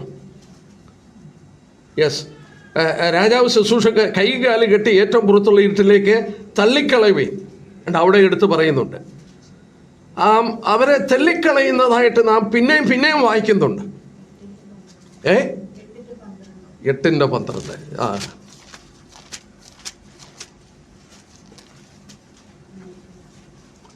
ശരി സിസ്റ്ററെ, കറക്റ്റാണ്. രാജ്യത്തിൻ്റെ പുത്രന്മാരെയോ ഏറ്റവും പുറത്തുള്ള ഇരുട്ടിലേക്ക് തള്ളിക്കളയും, അവിടെ കരച്ചിലും പല്ലുകടിയും ഉണ്ടാകും. എനിക്ക് തോന്നുന്നു 13:49. 13:49. യേസ്. ദൂതന്മാർ പുറപ്പെട്ട നീതിമാരുടെ ഇടയിൽ ദുഷ്ടന്മാരെ വേർതിരി തീച്ചുളയിൽ ഇട്ട് കളയും. അതിൻ്റെ 22:13. അനേക വാക്യങ്ങളുണ്ട്. ഒരു കാര്യം മാത്രം ഒന്ന് നോട്ട് ചെയ്താൽ മതി. തള്ളിക്കളയും. ദൂതന്മാരെ ചെന്ന് ഇവരെ ഇവിടെ നമ്മൾ വായിച്ച പോലെ പുറത്തുള്ള ഇരുട്ടിലേക്ക്, അഗ്നിഗന്ധകത്തിലേക്ക് ഇവരെ തള്ളിക്കളയും. ഇന്ന് നരകം എന്നൊക്കെ പറഞ്ഞാൽ മനുഷ്യന് പരിഹാസമാണ്. ഒരു ചെറുപ്പക്കാരനോട് ഞാൻ ഈ കാര്യങ്ങളൊക്കെ പറഞ്ഞപ്പോൾ അദ്ദേഹം എന്നോട് പറഞ്ഞു എന്നാണെന്നറിയോ, ഞാൻ നരകത്തിൽ 10 ഏക്കർ സ്ഥലം മേടിച്ചിട്ടുണ്ട്. ഇപ്പോൾ അങ്ങനെയൊക്കെ പറയാം. പക്ഷെങ്കിൽ ഇവിടെ ഈ പറഞ്ഞ വാക്കിൻ്റെ അർത്ഥം എന്നാന്ന് ചോദിച്ചാൽ, ശരിയായ അഗ്നി കാണുമ്പോൾ, ഈ നരകത്തിൻ്റെ കവാടം കാണുമ്പോൾ അന്ന് ഇവർ കരയും. കർത്താവിൻ്റെ കാലിൽ കെട്ടിപ്പിടിക്കും, ഞങ്ങളെ അങ്ങോട്ട് വിടരുതേ. ആ കരയുമ്പോൾ ദൂതന്മാർ അവിടെയാണ് ഈ ചെയ്യുന്നത്, ഇവരെ കൊണ്ട് തള്ളിക്കളയുന്നത്. ഭയാനകം. ചിന്തിക്കാൻ നമുക്ക് ബുദ്ധിമുട്ടാണ്. ഇനിയും വേണ്ട, ഇവരെ ഇങ്ങനെ ഇവിടോട്ട് തള്ളിക്കളയുമ്പോൾ ഞാൻ എടുത്തില്ല. എന്തിനാ ദൈവം, കർത്താവ് എന്തിനാണ് ഈ വാക്ക് ഉപയോഗിച്ചതെന്ന് ഞാൻ പറഞ്ഞില്ല, പറയാം. ഈ ഗിഹന എന്നുള്ള വാക്ക് നരകത്തിന് കർത്താവ് ഉപയോഗിച്ചത് എന്തിനാണെന്നറിയാമോ? സ്വർഗത്തിനൊരു വാക്ക് ഉപയോഗിച്ചിട്ടുണ്ട്. 2 കൊരിന്ത്യർ 12:3 വാക്യം എന്ന് നോക്കിയാട്ടെ. നമ്മൾ അതുകൂടെ ചിന്തിക്കുമ്പോഴേ എന്തിനാണ് ഈ ഗിഹന നരകത്തിന് ഉപയോഗിച്ചെന്ന് മനസ്സിലാകുള്ളൂ. 2 കൊരിന്ത്യർ 12:2 വാക്യം. ഒരു മനുഷ്യനെ ഞാൻ അറിയുന്നു, അവൻ 14 സംവത്സരം മുമ്പ് 3-ാം സ്വർഗത്തോളം എടുത്തോളപ്പെട്ടു. 3-ാം വാക്യം. ആ മനുഷ്യൻ പർദീസയോളം എടുത്തോളപ്പെട്ടു. 3-ാം സ്വർഗം ദൈവം ഇരിക്കുന്ന സ്ഥലമാണ്. 1-ാം സ്വർഗം പക്ഷികൾ പറക്കുന്ന സ്ഥലത്തിനാണ് 1-ാം സ്വർഗം. 2-ാം സ്വർഗം നക്ഷത്രം തിളങ്ങുന്ന സ്ഥലം. 3-ാം സ്വർഗം ദൈവം ഇരിക്കുന്ന സ്ഥലം. അപ്പോൾ 14 വർഷം മുമ്പ് പൗലോസ് സ്വന്തം അനുഭവം പറയുകയാണ്. 3-ാം സ്വർഗത്തോളം എടുത്തുകൊള്ളപ്പെട്ടു, അവൻ പർദീസയോളം എടുത്തുകൊള്ളപ്പെട്ടു. പർദീസ എന്ന് പറഞ്ഞാൽ എന്താ വാക്കിൻ്റെ അർത്ഥം? തോട്ടമെന്നാണ്. പാരഡൈസ് എന്ന് പറഞ്ഞാൽ തോട്ടം. പുരാതന കാലത്ത് പേർഷ്യയിലെ മനോഹരമായ, അതായത് ചെടികളും പൂക്കളും എല്ലാം കൊണ്ട് നിറഞ്ഞ ഒരു പ്രത്യേക സ്ഥലമായിരുന്നു പാരഡൈസ്. ആ വാക്ക് സ്വർഗത്തിന് ഉപയോഗിച്ചു. എന്തിനാണെന്നറിയാമോ? മനുഷ്യനെ മനസ്സിലാക്കി കൊടുക്കാൻ. ആ ദൈവപുത്രനാണ് ഈ വേസ്റ്റ് തള്ളിക്കളയുന്ന സ്ഥലം നരകത്തിന് വേണ്ടി 11 പ്രാവശ്യം എടുത്ത് ഉപയോഗിച്ചത്. അപ്പോൾ സ്വർഗത്തിനും നരകത്തിനും ഇത് എടുത്തുപയോഗിച്ചിട്ടുണ്ട്. സ്വർഗത്തിന് പാരഡൈസ് എന്നും നരകത്തിന് ഗീഹന്ന എന്നും നമ്മളെ കർത്താവ് എടുത്ത് ഉപയോഗിച്ചത് നമുക്ക് കാണാനായിട്ട് കഴിയും. ഇനിയും വേണ്ട, ഈ നരകത്തിൽ കിടന്നിട്ട് കുറച്ച് നാൾ കഴിയുമ്പം ഇവരെ അവിടെ നിന്ന് വിടുവിക്കുമോ? ഞാൻ ചിലപ്പോഴൊക്കെ ഇരുന്ന് പഠിച്ചുകൊണ്ടിരിക്കുമ്പോൾ എൻ്റെ വൈഫുമായിട്ട് ഡിസ്കസ് ചെയ്യാറുണ്ട്. വേറെ ആരും വീട്ടിലില്ല, അപ്പം വൈഫിനോട് പറയും.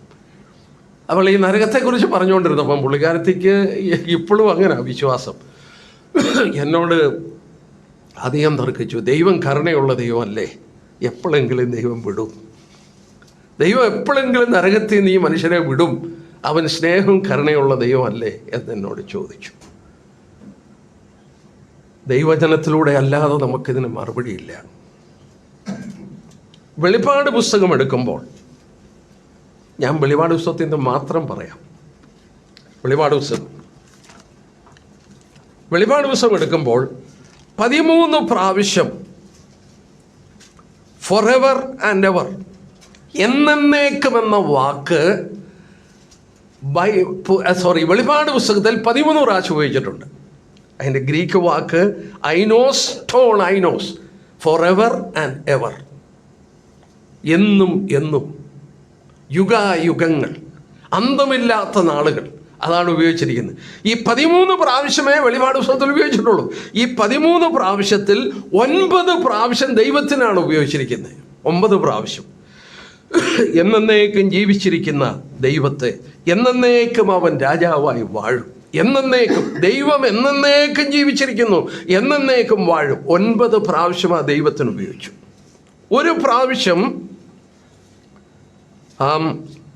വിശുദ്ധന്മാരെ കുറിച്ച് പറഞ്ഞു. വെളിപാട് പുസ്തകം 20 വെളിപാട് പുസ്തകത്തിലെ 22:5 അവർ എന്നേക്കും രാജാക്കന്മാരായിരിക്കും. നമ്മൾ എന്നും രാജാക്കം, 1000 ആണ്ട് വാഴ്ചയിലല്ല, പുതിയ ഭൂമിയിൽ തന്നെയല്ല, നമ്മൾ എന്നേക്കും രാജാക്കന്മാരായിരിക്കും. അവിടെ ഐനോസ്, ഐനോസ് എന്നുള്ള ഗ്രീക്ക് വാക്കാണ്. വീണ്ടും ഒരു പ്രാവശ്യം സാത്താൻ്റെ എറ്റേണൽ ജഡ്ജ്മെന്റിനെ കുറിച്ച് വെളിപാട് 20:10 അവർ എന്നേക്കും രാപ്പകൽ ദണ്ഡനം അനുഭവിക്കും. എന്നാൽ ആ വാക്ക് 2 പ്രാവശ്യം നമ്മളിപ്പോൾ ചിന്തിക്കുന്ന ഈ നരകത്തിൽ വീഴുമ്പോഴുള്ള ന്യായവിധിയെക്കുറിച്ച് രേഖപ്പെടുത്തി. വെളിപാട് 14:11, 19:3. വെളിപാട് 14:11, 19. അവരുടെ ദണ്ഡനത്തിൻ്റെ പുക എന്നേക്കും പൊങ്ങും. അവരുടെ പുക എന്നേക്കും പൊങ്ങും. ഒരിക്കലും അവസാനമില്ലാതെ ആ പുക പൊങ്ങുന്നു. ആ ന്യായവിധി എന്നേക്കുമുള്ളതാണ്. ശപിക്കപ്പെട്ടവരെ എന്നെ വിട്ട് പോകുവേൻ എന്ന് പറയുമ്പോൾ അവരെങ്ങോട്ട് പോകും? Into everlasting fire. ഒരിക്കലും അടങ്ങാത്ത തീയിലേക്ക് അവരെ വലിച്ചെറിയും. മത്തായി 25:11, മത്തായി 25:46 അവർ നിത്യദണ്ഡനത്തിലേക്കും. അഡോൾഫ് മോണ്ട് എന്ന് പറയുന്ന ഒരു ദൈവദാസൻ, ഫ്രഞ്ച് പ്രീച്ചറാണ് അഡോൾഫ് മോണ്ട്. അദ്ദേഹത്തിനൊരാഗ്രഹം, വേദപുസ്തകത്തിൽ ഒരു വാക്യമെങ്കിലും നരകത്തിൽ നിന്ന് മനുഷ്യനെ വിടുവിക്കുമെന്ന് ഒരു വാക്യമെങ്കിലും കണ്ടുപിടിക്കണം. അദ്ദേഹം അന്വേഷണം ആരംഭിച്ചു. ബൈബിള് തുറന്നു വെച്ച് പരിശോധന തുടങ്ങി. അദ്ദേഹം എത്ര നോക്കിയിട്ട് ഒരു വാക്യവും കണ്ടുപിടിക്കാൻ ഒക്കുന്നില്ല. അവസാനം ഈ വാക്യത്തിൽ വന്നു. മത്തായി 25:46 അദ്ദേഹം കണ്ടു. അവർ നിത്യ ദണ്ഡനത്തിലേക്കും വിശുദ്ധന്മാർ നിത്യജീവങ്കിലേക്കും കടന്നു. ഞാൻ എന്നിട്ട് വായിച്ചു അദ്ദേഹത്തെക്കുറിച്ച്. അദ്ദേഹം പഠിച്ചുകൊണ്ടിരിക്കുകയാണ്, ബൈബിൾ എടുത്തു വെച്ച്. ഈ കൈകൾ 2 എടുത്ത് മുഖം പൊത്തി അദ്ദേഹം മുട്ടുകുത്തി ദൈവത്തോട് പറഞ്ഞു, ഇത് നിത്യശിക്ഷയാണ്, ഞാനത് സമ്മതിക്കുന്നു. ഒരു വാക്യം പോലുമില്ല ഒരിക്കലെങ്കിലും അവരെ വിടുവിക്കുമെന്നുള്ളതിൻ്റെ. There is no exit. നമ്മൾ സുവിശേഷത്തിൻ്റെ മഹത്വം, ഇന്ന് നമ്മൾ സുവിശേഷം പറഞ്ഞ് നമ്മുടെ പ്രയത്നം കൊണ്ട് ഒരാളെ നിത്യജീവങ്കിലേക്ക് നടത്തിയാൽ എന്നേക്കുമുള്ള ഈ ദണ്ഡനത്തിൽ നിന്ന് നമ്മൾ വിടുവിക്കുകയാണ്. നമ്മൾ രക്ഷിക്കപ്പെട്ടതിൻ്റെ മഹത്വം നമ്മളിത് ഓർക്കുമ്പോൾ നമുക്ക് മനസ്സിലാക്കാൻ സാധിക്കും. സാൽവേഷൻ ആർമിയുടെ സ്ഥാപകനായ വില്യം ബൂത്ത് ഒരിക്കൽ പറഞ്ഞത് ഇങ്ങനെ ഞാൻ വായിച്ചു: സുവിശേഷ വേലയ്ക്ക് പോകുന്നവരെ ഒരു നിമിഷം നരകത്തിൻ്റെ വാതിലൊന്ന് പിടിച്ചേച്ചോണം അവരെ വിടാൻ. ഈ സുവിശേഷന്മാർ ഓടി നടന്നേനെ. ഈ തീയിൽ നിന്ന് ചിലരെയെങ്കിലും വലിച്ചെടുപ്പാൻ അവരോടി നടന്നേനെ. സോന്മാരെ, നരകം ഭയാനകമായ ഭീതിജനകമായ ഒരു സ്ഥലം, ദൈവത്തിൻ്റെ കോപം കാണിപ്പാൻ ഒരുക്കിയെടുത്തൊരു സ്ഥലം. നമ്മൾ ഓർക്കണം, അവിടെ തീയുണ്ട്. ഞാൻ ആ വാക്യങ്ങളൊന്നും എടുക്കുന്നില്ല. കെടാത്ത തീയുണ്ട്, ഗന്ധകം കത്തുന്നുണ്ട്, പുക നിറഞ്ഞിട്ടുണ്ട്, ഇരുട്ടുണ്ട്, പുഴുക്കളുണ്ട്, ദണ്ഡനമുണ്ട്, കരച്ചിലുണ്ട്, പല്ലുകടിയുണ്ട്, ദാഹമുണ്ട്. വെളിപ്പെടുത്തിയിട്ടുള്ള കാര്യങ്ങളൊന്ന് ചിന്തിച്ചു നോക്കി. ഒരിക്കലും ഒരിക്കലും വിടുതലില്ലാത്തൊരു സ്ഥലം.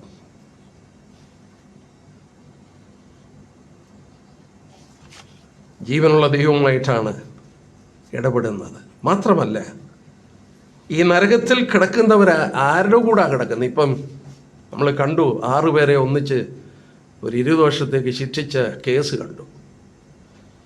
അതിലൊരാൾ പറഞ്ഞു വിയൂർ സെൻട്രൽ ജയിലിലോട്ട് തന്നെ കൊണ്ടുപോകണ്ട, കണ്ണൂർ ജയിലിലോട്ട് ആക്കണമെന്ന് പറഞ്ഞു. കാര്യം എന്നാന്ന് ചോദിച്ചാൽ, ഒരു കാരണം ഞാൻ മനസ്സിലാക്കിയത്, അങ്ങോട്ട് ചെല്ലുന്നവരെ സ്വീകരിക്കുന്നത് അടി കൊടുത്താ, അവിടെ കിടക്കുന്നവർ തന്നെ തല്ലിയാ സ്വീകരിക്കുന്നത്.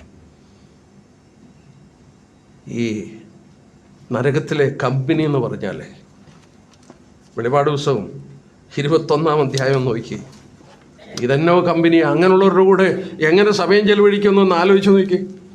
21-ാം അധ്യായത്തിൻ്റെ 8-ാം വാക്യം നോക്കി. ഭീരുക്കൾ, അവിശ്വാസികൾ, അറക്കപ്പെട്ടവർ, കുലപാതകന്മാർ, ദുർനിറപ്പുകാർ, ക്ഷുദ്രക്കാർ, ബിംബാരാധികൾ, ഭോഷ്ക് പറയുന്നവർ, ഇങ്ങനെയുള്ളവരുടെ ഓഹരി തീയും ഗന്ധവും കത്തുന്ന പൊയ്കയാണ്. ഇത് 2-ാമത്തെ മരണം.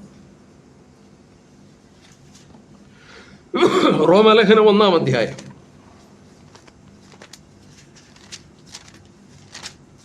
റോമലേഖനം 1-ാം അധ്യായം അതിൻ്റെ 29 തൊട്ടുള്ള വാക്യം. സകല അനീതിയും ദുഷ്ടതയും അത്യാഗ്രഹവും ദുർബുദ്ധിയും നിറഞ്ഞവർ, അസൂയ, കുല, പിണക്കം, കപടം, ദുശാഠ്യം എന്നിവ തിങ്ങിയവർ, കുരളക്കാർ, ഏഷണിക്കാർ, ദൈവദോഷികൾ, നിഷ്ഠൂരന്മാർ, ഗർവിഷ്ഠന്മാർ, ആത്മപ്രശംസക്കാർ, പൊതുദോഷം സങ്കല്പിക്കുന്നവർ, മാതാപിതാക്കന്മാരെ അനുസരിക്കാത്തവർ, ബുദ്ധികെട്ടവർ, നിയമലംഘികൾ, വാത്സല്യമില്ലാത്തവർ, കനിവറ്റവർ, ഈ വക പ്രവർത്തിക്കുന്ന മരണയോഗ്യരെന്നുള്ള ദൈവന്യായം അവർ അറിഞ്ഞിട്ടും അവയെ പ്രവർത്തിക്കുക മാത്രമല്ല, പ്രവർത്തിക്കുന്നവർ പ്രസാദിക്കുകയും ചെയ്തു. ഇങ്ങനെയുള്ളവരെല്ലാം കൂടെ കിടക്കുന്ന ഒരു സ്ഥലം. അപ്പോൾ ഈ നരകത്തിൽ കിടക്കുന്നവരുടെ കമ്പനി എങ്ങനെയുള്ളതാ എന്നാലോചിച്ച്. സുഖമായിരിക്കും മിണ്ടാനില്ലേ? സുഖമായിരിക്കും അല്ലേ? ഇങ്ങനെയുള്ളവരുടെ കൂടെ സമയം ചെലവഴിക്കുക എന്ന് പറഞ്ഞാൽ എങ്ങനെയായിരിക്കും എന്ന അവസ്ഥ ചിന്തിച്ചു നോക്കി. വല്ലാത്ത, അതായത് ഞാൻ ഓർപ്പിച്ച പോലെ ഇങ്ങനെയുള്ളവർ അവിടെ പോകുന്നവർ ജനിക്കാതിരുന്നിരുന്നെങ്കിൽ നന്നായിരുന്നു. ഞങ്ങളെ കേൾക്കുന്ന ആരെങ്കിലും യേശുക്രിസ്തുവിനെ ഇന്നുവരെയും സ്വീകരിച്ചിട്ടില്ലെങ്കിൽ, ക്രൂശിൽ ദൈവം തൻ്റെ സ്നേഹത്തിൻ്റെ വലിപ്പം ദർശിപ്പിച്ചുവെങ്കിൽ, നരകം അവൻ്റെ കോപത്തിൻ്റെ ഭയങ്കരത്വം കാണിക്കുന്ന സ്ഥലമാണ്. ക്രൂശിലെ സ്നേഹം അളക്കുവാൻ കഴിയാത്തതുപോലെ നരകത്തിലെ യാതനയുടെ ഭയങ്കരത്വം ഗ്രഹിക്കാൻ കഴിയില്ല. ഒരു ജീവിതം നമുക്കുള്ളത് വിലപ്പെട്ടതാണ്. വിലയേറിയ ജീവൻ്റെ ഉടമകളാണ്. നമ്മളെ ചപ്പും ചവറും പോലെ വേസ്റ്റാക്കി കളയുവാൻ, നാശയോഗ്യന്മാരാക്കി തീർക്കാതിരിപ്പാൻ സാത്താൻ എല്ലാ തന്ത്രങ്ങളും പ്രയോഗിക്കുമ്പോൾ, എത്ര ഭയങ്കര തന്ത്രങ്ങളാണ്. ബർസ്ബുക്കാനയുടെ ഉപദേശം എന്തിനു പറയുന്നു? നരകമെന്ന് പറയുന്നത് ഹേഡീസ് എന്ന് പറയുന്ന ഗ്രേവാണെന്ന് പറയുന്ന ഉപദേശം, ക്രിസ്തീയ ഗോളമെന്ന് അവകാശപ്പെടുന്നവർ തന്നെ എന്തെല്ലാം വഞ്ചന പ്രവർത്തിച്ച് സാത്താൻ്റെ കെണികളിലായി ആയിരങ്ങൾ നിത്യ നരകത്തിൽ പോവുകയാണ്. നമുക്ക് ലഭിച്ച രക്ഷ മഹത്വപൂർണ്ണം. ഞങ്ങളെ കേൾക്കുന്ന ആരെങ്കിലും കർത്താവിന് വേണ്ടി ഒരു തീരുമാനമെടുക്കാതെ ഞങ്ങളെ കേൾക്കുന്നെങ്കിൽ, ഇന്ന് മരണം നമ്മളെ നേരിട്ടാൽ ഭയങ്കരമായിരിക്കും. ഭയങ്കരം, എത്ര വലിയ ദുഃഖമായിരിക്കും അല്ലേ? പിന്നെ ഒരിക്കലും ഒരു റിഗ്രറ്റ് കൊണ്ടൊന്നും അതുകൊണ്ടാണ് അവിടെ കരച്ചിലും പല്ലുകടിയും ഉണ്ടാകുമെന്ന് പറഞ്ഞു. ആ പല്ലുകടി എന്ന് പറയുന്നത്, എനിക്ക് ലഭിച്ച അവസരങ്ങൾ പാഴാക്കി ഞാനത് ഉപയോഗിച്ചില്ല എന്നുള്ളത് ഓർക്കുമ്പോൾ പല്ല് അവിടെ കടിക്കും. മാത്രമല്ല, ഞാൻ ഒരിക്കലും ചിന്തിക്കാത്ത ചിലരൊക്കെ നിത്യജീവനിൽ അബ്രഹാമിൻ്റെ മടിയിൽ വിശ്രമിക്കുന്നത് അറിയാതെ കാണുമ്പോൾ പല്ല് കടിക്കുമെന്ന് പറഞ്ഞിട്ടുണ്ട്. നിങ്ങളുടെ ജീവിതത്തിൽ അങ്ങനെയൊരു അവസരം ഉണ്ടാകാതിരിക്കാൻ ഒരു വ്യക്തി പോലും ഈ കേൾക്കുന്നവർ നഷ്ടപ്പെട്ടു പോകാതെ യേശുക്രിസ്തു ഒരുക്കിയ രക്ഷ, തൻ്റെ ഏകജാതനായ പുത്രനിൽ വിശ്വസിക്കുന്നവന് നശിച്ചു പോകരുത്, വേസ്റ്റായി പോകരുത്, നരകത്തിൽ പോകരുത്, ജീവിതം വിലയില്ലാത്തതായി പോകരുത്. അവർ നിത്യജീവൻ പ്രാപിക്കണം. ദൈവം തൻ്റെ പുത്രനെ നൽകി. ആ കർത്താവിനെ സ്വീകരിക്കുക. ദൈവജനത്തിൽ വായിക്കുന്ന പോലെ എത്ര വലിയ രക്ഷ! എന്നാൽ ഈ രക്ഷ നമ്മളെ തള്ളിക്കളഞ്ഞാൽ, വേണ്ട എന്ന് ചിന്തിച്ചാൽ, നെഗ്ലക്റ്റ് ചെയ്താൽ രക്ഷപ്പെടാൻ പിന്നെ എന്ത് ചെയ്യും? ഒന്നും ചെയ്യാൻ കഴിയില്ല. കർത്താവ് നമുക്ക് വിവേകം തരട്ടെ. രക്ഷിക്കപ്പെട്ട നമുക്ക് വളരെ വിനയത്തോടെ ദൈവത്തെ സ്തുതിക്കുമ്പോൾ, എൻ്റെ ജീവിതം കൊണ്ട് ചിലരെ തീയിൽ നിന്ന് വലിച്ചെടുപ്പാൻ ദൈവം ഇടയാക്കണമെന്ന് ആഗ്രഹിക്കുകയും ഈ പുതിയ വർഷത്തിൽ കയറുമ്പോൾ പ്രാർത്ഥിച്ച് നമുക്ക് ചിലരെ തീയിൽ നിന്ന് വലിച്ചെടുക്കാം. ദൈവം നമ്മളെ സഹായിക്കട്ടെ. അവൻ്റെ വലിയ നാമം മഹത്വപ്പെടട്ടെ. ആമേൻ. കർത്താവിൻ്റെ ദാസൻ ജോർജ് മാസ്റ്റർ കടന്നു വന്ന് പ്രാർത്ഥിച്ച് ഈ യോഗം അവസാനിപ്പിക്കും. ഈ ദിവസങ്ങളിൽ നമ്മളെ കേൾപ്പിച്ച ദൈവത്തിൻ്റെ ആത്മീയത നമ്മുടെ ആത്മീയ ജീവിതത്തിൽ ഏറ്റവും വിലയേറിയൊരു വഴിത്തിരിവായി മാറുവാൻ ദൈവം നമ്മെ സഹായിക്കട്ടെ. അനേകർ ഈ വചനം കേൾക്കുവാൻ ഇടവന്നിട്ടുണ്ട്. ഇന്നിവിടെ കടന്നു വന്ന പലരും പല നിലകളിൽ സുവിശേഷം അറിയിക്കുന്നവരും കർത്താവിൻ്റെ വേലയിൽ ആയിരിക്കുന്നവരുമാണ്.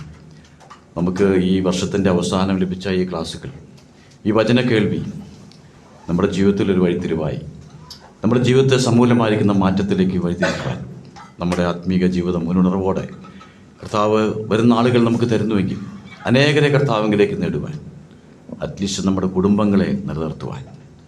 നമ്മളധികം പേരെ ഒന്നും സുവിശേഷം അറിയിച്ചില്ലെങ്കിലും നമ്മുടെയൊക്കെ കുടുംബങ്ങളിൽ എനിക്കറിയാൻ വേണ്ടിയിരിക്കുന്ന പലരും, എൻ്റെ അടക്കം കുടുംബങ്ങളിൽ അനേകർ ഇന്നും ഈ കർത്താവിനെ അറിയാത്തവരായിട്ടുണ്ട്. കർത്താവിനോട് കർത്താവിൻ്റെ മഹത്വം വെളിപ്പെടുത്തുവാനായിട്ട്, ഈ സുവിശേഷത്തിൻ്റെ മഹാത്മ്യം വെളിപ്പെടുത്തുവാനായിട്ട് നമ്മെ ഓരോരുത്തരെയും ദൈവം സഹായിക്കട്ടെ. കഴിഞ്ഞ ദിവസങ്ങളിൽ കടന്നു വന്ന എല്ലാവരും, ഇന്നും കടന്നു വന്ന പുതിയതായിട്ട് കടന്നു വന്നിട്ട് പലരും എല്ലാവരോടുള്ള നന്ദിയും സ്നേഹവും അറിയിക്കുകയാണ്.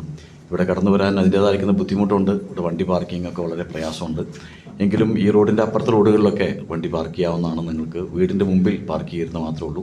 കർത്താവ് അനുവദിച്ചാൽ ഈ വചന പഠന പരമ്പര വരുന്ന ഞായറാഴ്ചയും കൂടി ഉണ്ട്. വരുന്ന ഞായറാഴ്ച കർത്താവ് അനുവദിച്ചാൽ ഇന്ന് നമ്മളെ വളരെ ചിന്തിപ്പിക്കുന്ന ചില കാര്യങ്ങൾ, അല്ലെങ്കിൽ നമ്മളെ വേദനിപ്പിക്കുന്ന, നമ്മളെ അനേകർ നമ്മുടെ മുമ്പിൽ നഷ്ടപ്പെട്ടു പോയിട്ടുണ്ടല്ലോ, അല്ലെങ്കിൽ ഇനി നമ്മുടെ മുമ്പിൽ അനേകരുണ്ടല്ലോ എന്നുള്ളൊരു അറിവ് നമുക്ക് നൽകുമ്പോൾ വരുന്ന ഞായറാഴ്ച വളരെ സന്തോഷത്തിൻ്റെ സ്വർഗത്തെക്കുറിച്ച് നമ്മളെ സ്വർഗത്തെ കൊണ്ടിരുത്തും വരുന്ന ഞായറാഴ്ച. അതുകൊണ്ട് ആ സ്വർഗതുല്യമായ ജീവിതം നയിപ്പാനായിട്ട്, നമ്മുടെ കൂടുതൽ സന്തോഷിക്കാനായിട്ട് നിങ്ങളെല്ലാവരും കടന്നു വരിക. തുടർന്ന് നിങ്ങൾ വരുന്നവർ ആരെങ്കിലും ഒരാളെങ്കിലും കൊണ്ടുവരികയാണെങ്കിൽ നമുക്ക് അവരെ വചനം കേൾപ്പിക്കാനും ഈ വചന കേൾവി അതിനിടയായി തീരുമെന്ന് പ്രത്യേകം ഓർപ്പിക്കുന്നു. കടന്നു വന്ന നിങ്ങളെല്ലാവർക്കും, പ്രത്യേകിച്ച് ഇന്ന് പല തിരക്കുള്ളവരുള്ള കർത്താവിൻ്റെ ദാസൻ ഡോക്ടറുകളുണ്ട്, പലരും വന്ന് കടന്നു വന്നിട്ടുണ്ട്. നിങ്ങളോടുള്ള എല്ലാ നന്ദിയും സ്നേഹം അറിയിക്കുന്നു. കർത്താവിൻ്റെ ദാസനോട് നന്ദി അറിയിക്കുന്നു. തിരിച്ചുള്ള യാത്രയിലും കർത്താവിൻ്റെ ദാസൻ്റെ യാത്രയിൽ കൂടിയിരിക്കുവാനായിട്ടും നിങ്ങളേവരും വളരെ പ്രാർത്ഥനയോടുകൂടെ വരുന്ന ഞായറാഴ്ചയും കടന്നു വരണമെന്ന് ഒരിക്കൽ കൂടെ ഓർമ്മപ്പെടുത്തിക്കൊണ്ട് ഇപ്പോൾ കർത്താവിൻ്റെ ദാസൻ ജോർജ് മാസ്റ്റർ കടന്നു വന്ന് പ്രാർത്ഥിച്ച ആശീർവാദം പറയും. നമുക്ക് പ്രാർത്ഥിക്കാം. ഞങ്ങളുടെ ദിവാത്സല്യമായി സ്നേഹിക്കുന്ന ഞങ്ങളുടെ സ്വർഗപിതാവേ, ഈ അനുഗ്രഹിക്കപ്പെട്ട രാത്രി സമയത്തിനായി ഞങ്ങൾ അങ്ങേ സ്തുതിക്കുന്നു. അവിടുത്തെ മാറ്റമില്ലാത്ത വചനം, സ്വർഗത്തിൽ സ്ഥിരമായിരിക്കുന്ന വചനം ഒരിക്കൽ കൂടെ കേൾക്കുവാനുള്ള അവസരം ഞങ്ങൾക്ക് നൽകിയതോർത്ത് ഞങ്ങൾ അങ്ങേ സ്തുതിക്കുന്നു. കർത്താവേ, ഒരു വർഷത്തിൻ്റെ മാസത്തിൻ്റെ അവസാന ദിവസങ്ങളിലേക്ക് ഞങ്ങൾ എത്തിയിരിക്കുന്ന ഈ സന്ദർഭത്തിൽ വീണ്ടും ശക്തമായ രീതിയിൽ ദൈവത്തിൻ്റെ വചനം ഞങ്ങളോട് സംസാരിച്ചതോർത്ത് ഞങ്ങൾ അങ്ങേ സ്തുതിക്കുന്നു. പലരും മരണത്തെ കാണുന്നത് ഇതൊരു യാഥാർത്ഥ്യമല്ല, എന്തോ ആണെന്ന് ചിന്തിക്കുന്ന ഒരു കാലഘട്ടത്തിൽ മരണമുണ്ട്, മരണാനന്തര ജീവിതമുണ്ട്, അതേതെല്ലാം നിലയിൽ കൂടി കടന്നു പോകുന്നു എന്നുള്ള കാര്യങ്ങളൊക്കെ ഞങ്ങൾക്കും കേൾക്കുവാൻ തക്കണം ഇടവന്ന് ഓർത്ത് ഞങ്ങളങ്ങേ സ്തുതിക്കുന്നു. കഴിഞ്ഞ ആഴ്ചകളായി പ്രിയദാസന് കൂടെ അനുഗ്രഹിക്കപ്പെട്ട ചിന്തകൾ കേൾക്കുവാൻ തക്കണമിടയായി തീർന്നു. ഇന്ന് നരകത്തെക്കുറിച്ചുള്ള ചില ചിന്തകൾ കർത്താവെ, പ്രിയ സഹോദരൻ ഞങ്ങളുടെ മധ്യയെ പങ്കുവെച്ചു. കർത്താവെ, ഈ നരകത്തിൻ്റെ ദർശനം എന്നുള്ളത് പലപ്പോഴും ഞങ്ങൾ മനസ്സിലാക്കുന്നില്ല. അഗ്നി നരകം എന്നൊക്കെ പറഞ്ഞ് ഞങ്ങളിതിനെ തള്ളിവിടാറുണ്ട്. ഇതുവരെയും ഇത്ര തീവ്രമായിട്ടുള്ള ഒരു സ്ഥിതിയിലാണ് നരകം സ്ഥിതി ചെയ്യുന്നത് എന്ന് മനസ്സിലാക്കുവാൻ തക്കണം. മനുഷ്യനെ കുറിച്ചുള്ള ദൈവത്തിൻ്റെ ഉദ്ദേശം എല്ലാവരും ദൈവത്തെ അറിഞ്ഞ് ദൈവത്തെ മഹത്വപ്പെടുത്തി ജീവിക്കണമെന്നുള്ള ഉദ്ദേശത്തിലാണ് ദൈവം മനുഷ്യനെ സൃഷ്ടിച്ചത്. ഇത് വൃഥമാക്കിയിട്ട് ജീവിതത്തെ വേസ്റ്റാക്കുന്ന ഒരു നിലയിൽ എത്തിക്കുന്ന നരകത്തിലേക്ക് പോകുന്ന എത്രയോ ആളുകൾ, കർത്താവേ, ആ നിലയിൽ ജീവിതം നയിക്കുന്ന അനേക ആൾക്കാർ ഞങ്ങളുടെ ചുറ്റുപാടും കാണുന്നുണ്ട്. ഞങ്ങൾ കണ്ട പല ആൾക്കാരും, ഞങ്ങളുടെ കൂടെ ജോലി ചെയ്ത ആൾക്കാർ, ഞങ്ങളുടെ സമസൃഷ്ടങ്ങൾ പോലും കർത്താവ് ഈ സത്യങ്ങൾ അറിയാതെ ഈ ലോകത്തുനിന്ന് മാറ്റപ്പെട്ടു പോയിട്ടുണ്ട് എന്ന് വരികയിൽ അവിടെ അവസ്ഥ ഈ തീവ്രമായ നിലയിലാണ് എന്ന് ഞങ്ങൾക്ക് ഇന്നുകൂടെ കേൾക്കുവാൻ തക്കണമിടയായി തീർന്നു. എന്നാൽ ദൈവം ഞങ്ങൾക്ക് ഒരുക്കിയിരിക്കുന്ന സ്വർഗം അത് വിലയേറിയതാണ് കർത്താവേ. പ്രത്യാശ ഉളവാക്കുന്ന, സന്തോഷമുളവാക്കുന്ന, ഞങ്ങളുടെ ജീവിതത്തിൽ എന്നും കർത്താവിനെ കണ്ട് ആരാധിക്കുന്ന ഒരു മനോഹരമായ ദിവസം ഞങ്ങൾക്കുണ്ട് എന്നുള്ള പ്രത്യാശയും ഇതോടുകൂടെ ഞങ്ങളെ ഭരിക്കുന്നോർത്ത് ഞങ്ങൾ അങ്ങേ സ്തുതിക്കുന്നു. ഞങ്ങളുടെ ജീവിതത്തിൻ്റെ അർത്ഥം ഞങ്ങൾ മനസ്സിലാക്കുവാൻ നിൽക്കണം. അത് മറ്റുള്ളവർ പറഞ്ഞ് മനസ്സിലാക്കുവാൻ, ബോധ്യപ്പെടുത്തുവാൻ നിൽക്കണം. ഈ കർത്താവിനെ കാണിച്ചു കൊടുത്ത് നിത്യരക്ഷയ്ക്ക് അനുഭവമാക്കുവാൻ നിൽക്കണം. ഞങ്ങൾക്കും ചില ഉത്തരവാദിത്തങ്ങളുണ്ട്, അത് നിറവേറ്റുവാൻ നിൽക്കണം. കർത്താവെ, അവിടെ ഞങ്ങളെ സഹായിക്കുന്നു പ്രാർത്ഥിക്കുന്നു. ഈ വചനം കേട്ട ആരെങ്കിലും വാസ്തവമായിട്ട് കർത്താവിനെ തങ്ങളുടെ സ്വന്തം രക്ഷിതാവായി സ്വീകരിച്ച് അവിടെ ജീവിതം ധന്യമാക്കിയിട്ടില്ല എന്ന് വരികിൽ ഈ നല്ല കർത്താവിനെ സ്വീകരിപ്പാൻ, ദൈവപക്ഷത്ത് വരുവാൻ, ദൈവത്തെ അറിയുവാൻ, സ്വർഗരാജ്യത്തെ അവകാശികളായി തീരുവാൻ അങ്ങനെയുള്ളവരെ കർത്താവ് ഒരുക്കുകയും സഹായിക്കുകയും ചെയ്യണം എന്ന് ഞങ്ങൾ പ്രാർത്ഥിക്കുന്നു. പ്രിയദാസനമാർ നൽകിയ രാജ്യങ്ങൾ ഞാൻ സ്തുതിക്കുന്നു. കർത്താവെ, ദൈവലൂഹിക്കുകയാണെങ്കിൽ അടുത്ത ഞായറാഴ്ചയും ഇതുവരെ ക്ലാസ്സുകൾ നടക്കുവാൻ ഉദ്ദേശിക്കുന്നുണ്ട്. അതിലേക്ക് ധാരാളം പേര് കടന്നു വരുവാൻ നിൽക്കണം. സ്വർഗത്തെക്കുറിച്ചുള്ള മനോഹരമായ ചിന്തകൾ കേട്ട് കർത്താവെ, ഞങ്ങൾ ഭാഗ്യം എത്ര വലുതാണ്, ഞങ്ങൾക്ക് ഒരുക്കിയ സ്വർഗം എത്ര മനോഹരമാണ് എന്ന് മനസ്സിലാക്കി പ്രത്യാശയോടെ ഞങ്ങളുടെ ജീവിത യാത്ര തുടരുവാൻ അവിടെ ഞങ്ങളെ സഹായിക്കുകയും ചെയ്യണം എന്ന് പ്രാർത്ഥിക്കുന്നു. ഞങ്ങൾ പിരിയുന്ന കർത്താവെ, അവിടുത്തെ സാന്നിധ്യം ഞങ്ങളുടെ കൂടെ ഇരിക്കും, സഹായിക്കുകയും ചെയ്യണം. പ്രാർത്ഥന കേട്ടതായി സ്തുതിക്കുന്നു. കർത്താവിൻ്റെ രക്ഷിതാവുമായ യേശുക്രിസ്തുവിൻ്റെ വിലയേറിയ നാമത്തിൽ തന്നെ. നമ്മുടെ കർത്താവിൻ്റെ രക്ഷിതാവുമായ യേശുക്രിസ്തുവിൻ്റെ കൃപയും പിതാവായ ദൈവത്തിൻ്റെ സ്നേഹവും ആശ്വസിപ്പിക്കുന്ന പരിശുദ്ധാത്മാവിൻ്റെ സംസർഗവും സഹവാസവും നാം ഏവരോടും കേൾപ്പറ്റ അവതത്തിന് മേലും ലോകമെങ്ങുള്ള എല്ലാ വിശുദ്ധന്മാരുടെ മേലും ഇപ്പോഴും എപ്പോഴും ഉണ്ടായിരിക്കുമാറാകട്ടെ.